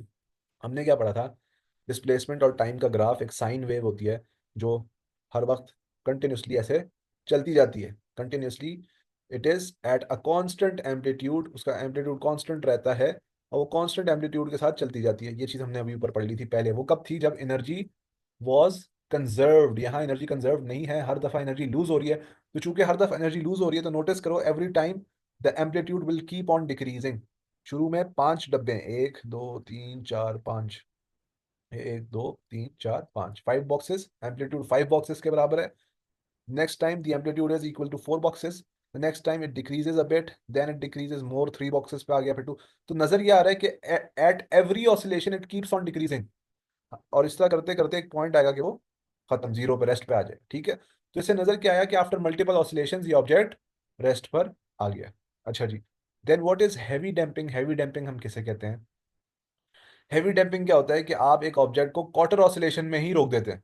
मतलब कि एक बच्चा झूले लेने के लिए जब मैक्सिमम पोजीशन पर आया, तो क्वार्टर ऑसिलेशन क्या है, मिड पॉइंट तक जाना, मिड पॉइंट से नेक्स्ट डिस्प्लेसमेंट तक जाना, डिस्प्लेसमेंट से वापस मिड पॉइंट पर आना, और मिड पॉइंट से वापस डिस्प्लेसमेंट पे जाना। ये आपका पूरा ऑसिलेशन होती है। तो इसमें से क्वार्टर 1/4 कौन सा वाला होगा, यहाँ से लेके और मीन पोजीशन पे रुक जाना, दिस इज 1/4 ऑसिलेशन। ऑसिलेशन का 1/4 ये है, क्योंकि क्वार्टर अगर ये वाला यहाँ से यहाँ तक है और क्वार्टर यहाँ से यहाँ तक है, this is half, another quarter is 3/4 and then another quarter is complete oscillation, और ऐसे ही होता है। This is a complete oscillation. So 1/4 of oscillation would be maximum position से वापस मीन पोजीशन पर जाना। आप किसी ऑब्जेक्ट को एब्रप्टली क्वार्टर ऑसिलेशन में ही रोक दें, तो इसको हम हैवी डैम्पिंग कहते हैं। और क्रिटिकल डैम्पिंग भी इसी को कहते हैं। थोड़ा सा फर्क है दोनों के अंदर। दोनों में आप ऑब्जेक्ट को क्वार्टर ऑसिलेशन में ही रोकते हैं, दोनों में ऑब्जेक्ट इससे मजीद आगे नहीं जाता। ठीक है, थोड़ा सा शायद आगे जर्किंग मोशन हो, लेकिन हम ये कहेंगे क्वार्टर ऑसिलेशन में वो ऑब्जेक्ट रुक जाता है।